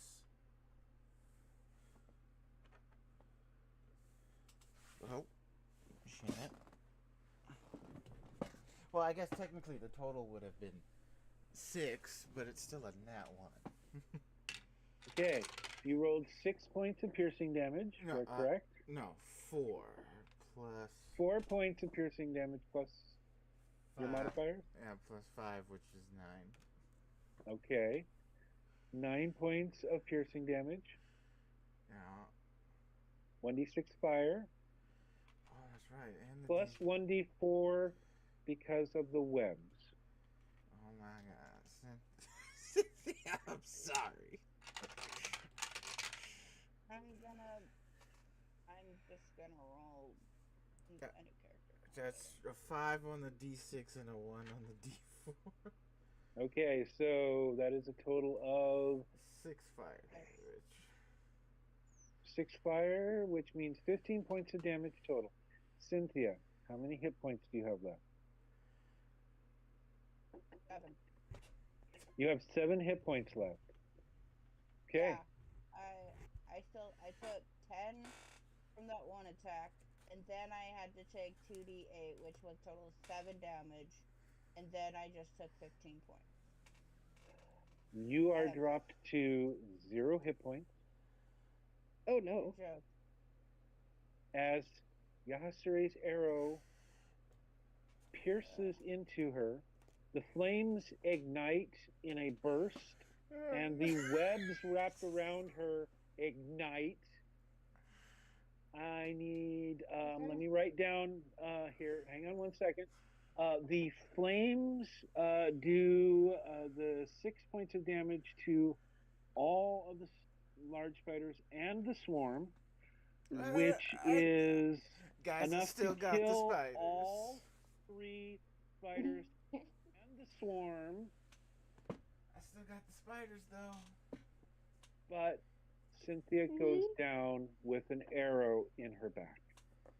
So that's 4 spiders I have killed now. You have 4 large spiders and 1 swarm. 500 each for the large and 200 for the swarm. And then do I have swarm written down? I do not.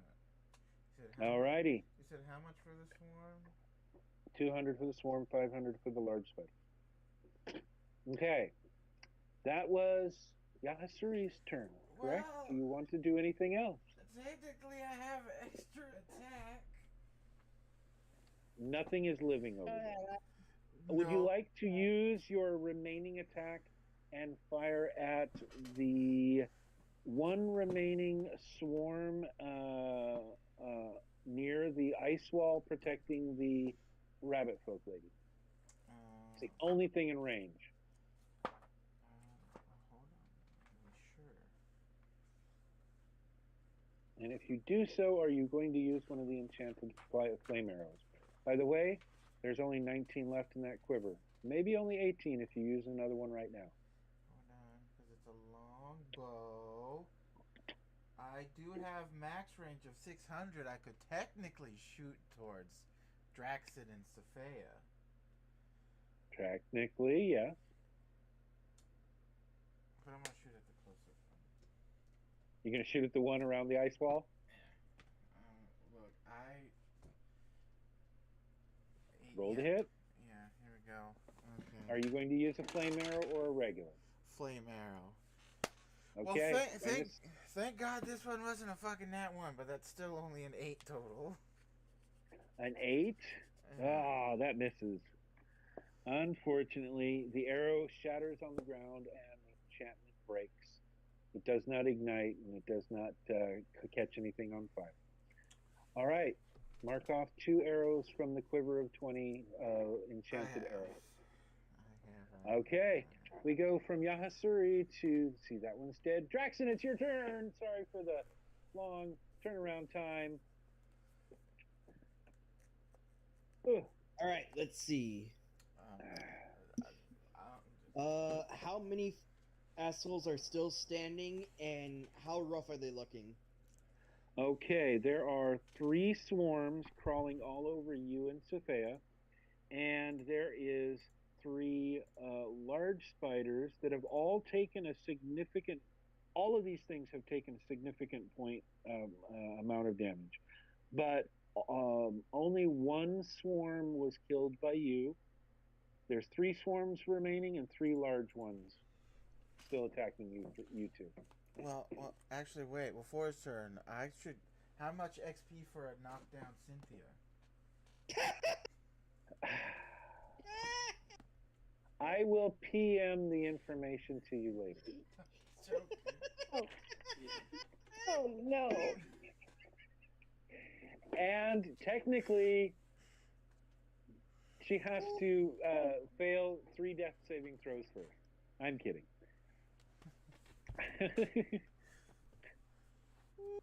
Uh-oh. She Uh-oh. seems to have left the call. There she is. Apparently, she thought that was so funny that she wanted to leave. I'm sorry. That's fine. I'm just She not said my having a good day right now. my character's Hey! about to leave existence. Might as well leave the call. This is awesome. This is realism. This is grit, bottom of the barrel, scraping everything you've got to try to win the day. I think this is very heroic. You guys are doing great. Only 1 person going down after fighting the boss and doing this extra challenge. You guys got this. But the Everybody's person got didn't go healing down potions. by the bad guys. The person went down by a party member. Shit doesn't matter. happens. It doesn't matter. Friendly fire. It's always friendly fire. Exactly. There is no friendly fire, only acceptable casualties. Yahasuri Exactly. has been slowly Yeah. dashing his way to the battle, and he finally attacks and fucking almost potentially murders a party member. Oh God, he Well- must be feeling horrible. Yeah, I'm already working on that character while I'm waiting. Roll that death save. Get that backup character ready. Well, Just yeah, in case nobody pretty- gets to her in pretty 3 much. rounds. Yeah, Because well, you Uh, get to roll for death saves. But as for I Draxon, am, just in case, but I don't trust my die. Oh no. meanwhile, Yeah, that would be Draxon's bad. like looking at the remaining They've been thing. trying to kill me. You got 3 injured large ones and 3 injured swarms. What are you going to do?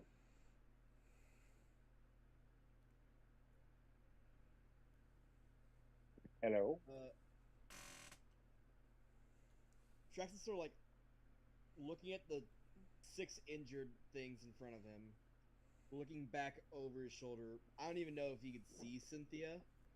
I just imagine he. You heard the probably brief, have "Oh, no shit." idea that happened. Yeah, I Yeah. just imagine he heard like at most Yahasuri going, "Oh shit." Yeah, Well, because I you don't know two if are on you- opposite sides of the lake. I was You gonna and say I don't Cynthia. know if you could hear me because I'm like still like about 100 feet from you. He might be shocked into silence. You don't know, man. You don't know what's going on. Cynthia's Shit is 75 feet crazy. away from me.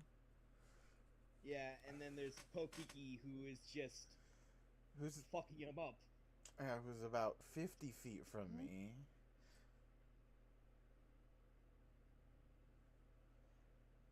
And he's gonna like turn his attention back to whatever thing is fucking close, and is going to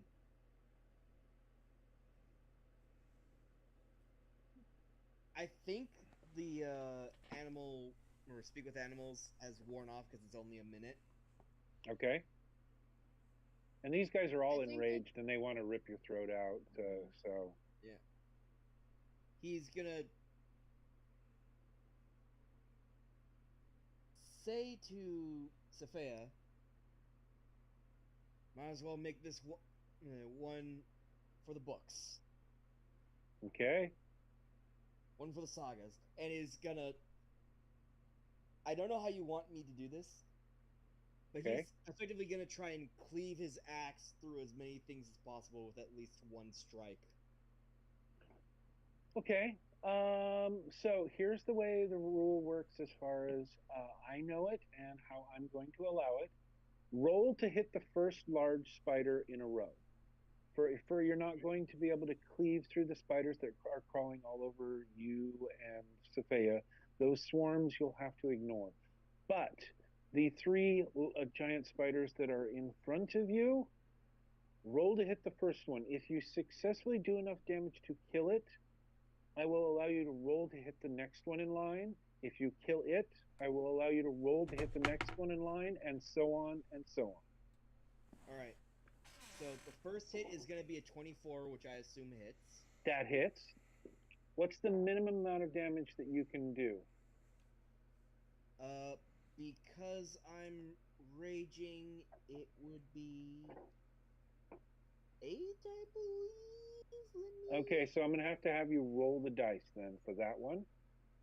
Yeah, I did, and I actually got max damage.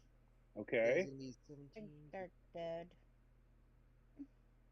That's gonna be 24 damage. That is enough. The first one falls. Roll to hit the second.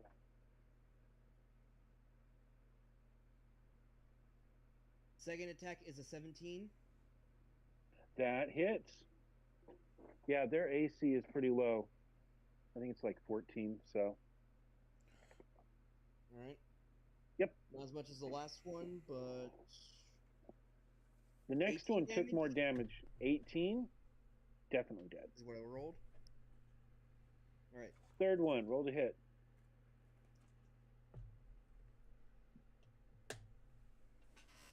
Alright, that is going to be a 15, their natural armor class is 14, so that hits. 15. Whew. Alright. Last amount of damage. I don't care if it kills this one. It'll at least heavily damage it. Okay, that is going to be 8 damage to it. Okay, so that is just enough to kill that large spider.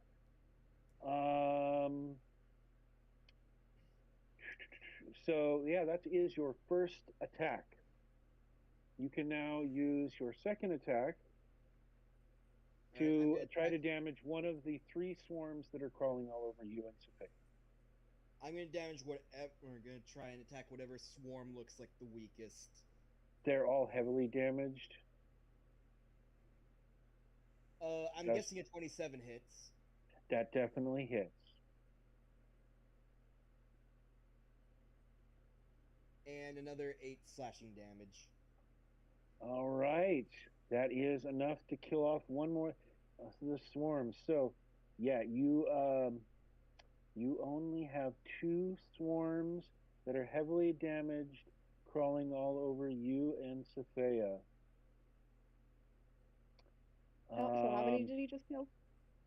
He just killed 3 giant spiders and 1 of the swarms with a cleave and his extra attack. When Draxon needs to, he can absolutely body a thing. Absolutely. We So- are at You have remaining your Usual movement stopping. and or bonus action. Anything?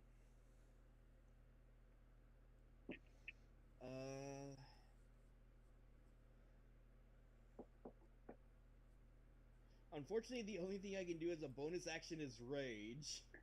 Okay, we'll have to work on that.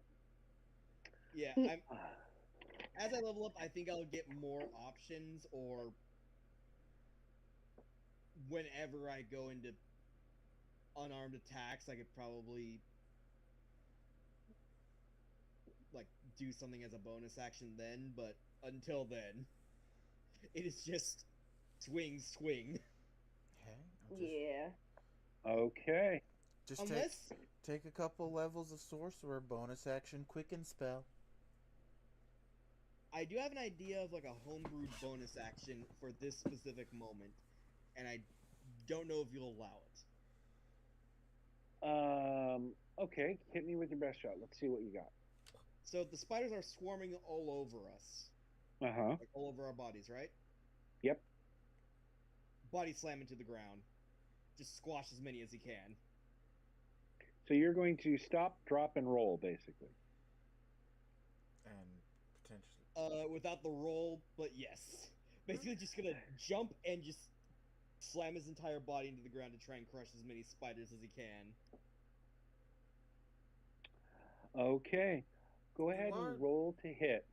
Grappled by Alright, I'm guessing that's just Sophia, gonna be an though, unarmed right strike. now. Yep, unarmed strike, no bonuses. Dirty 20 to hit.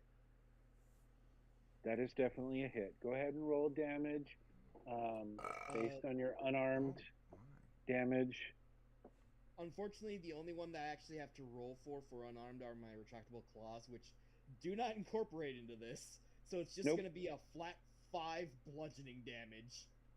Which is enough to injure the swarm all over you, but not end its existence. It is heavily injured. Okay. Alrighty. I think we're going to have to put a pause on the combat because it is 4:04. It is 4:04. Yeah. What a cliffhanger to end on, as Cynthia's life hangs in the balance. I will give you only this last passing flavor text as Draxon drops to the ground and you begin to slam your body against the ground, rolling around, trying to crush as many of the darn things as possible. You feel Sophia's arms and legs release you, and you feel a powerful rush of wind as wing beats begin to recede away from you, because it is Sophia's turn next. You hear words shouted on the wind as they fall away from you into the distance. No, not them, Mother. They're mine.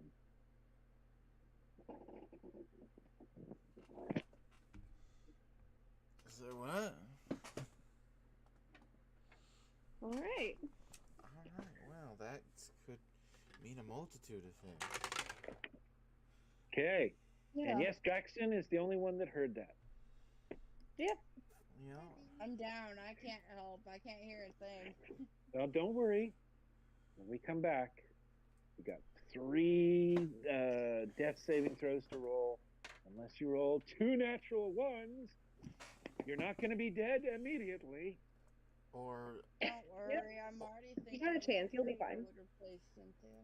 Plus, I also remembered, doesn't Pokiki have a couple of diamonds specifically for? Oh yeah, I got Revivify? Revivify. Don't worry. Yeah. I can Revivify. Not to if you go mention, down. we're traveling with an acolyte of the goddess of death. That So,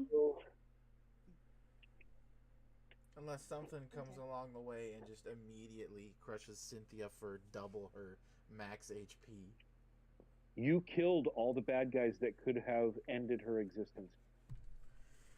It was all part of the plan. So, anyway, thank you guys for another wonderful game. I hope you all enjoyed yourselves, and we will hopefully see each other all again next week. Good times. I should be able good to. I don't think drinks. I have anything in the way of next week. I don't think I do either. Alrighty. All right. Right, see y'all next week. All right. Bye. Bye. Bye. Oh yeah. How do I? Goodbye, stream. I hope you enjoyed. Friendly fire. That sucks.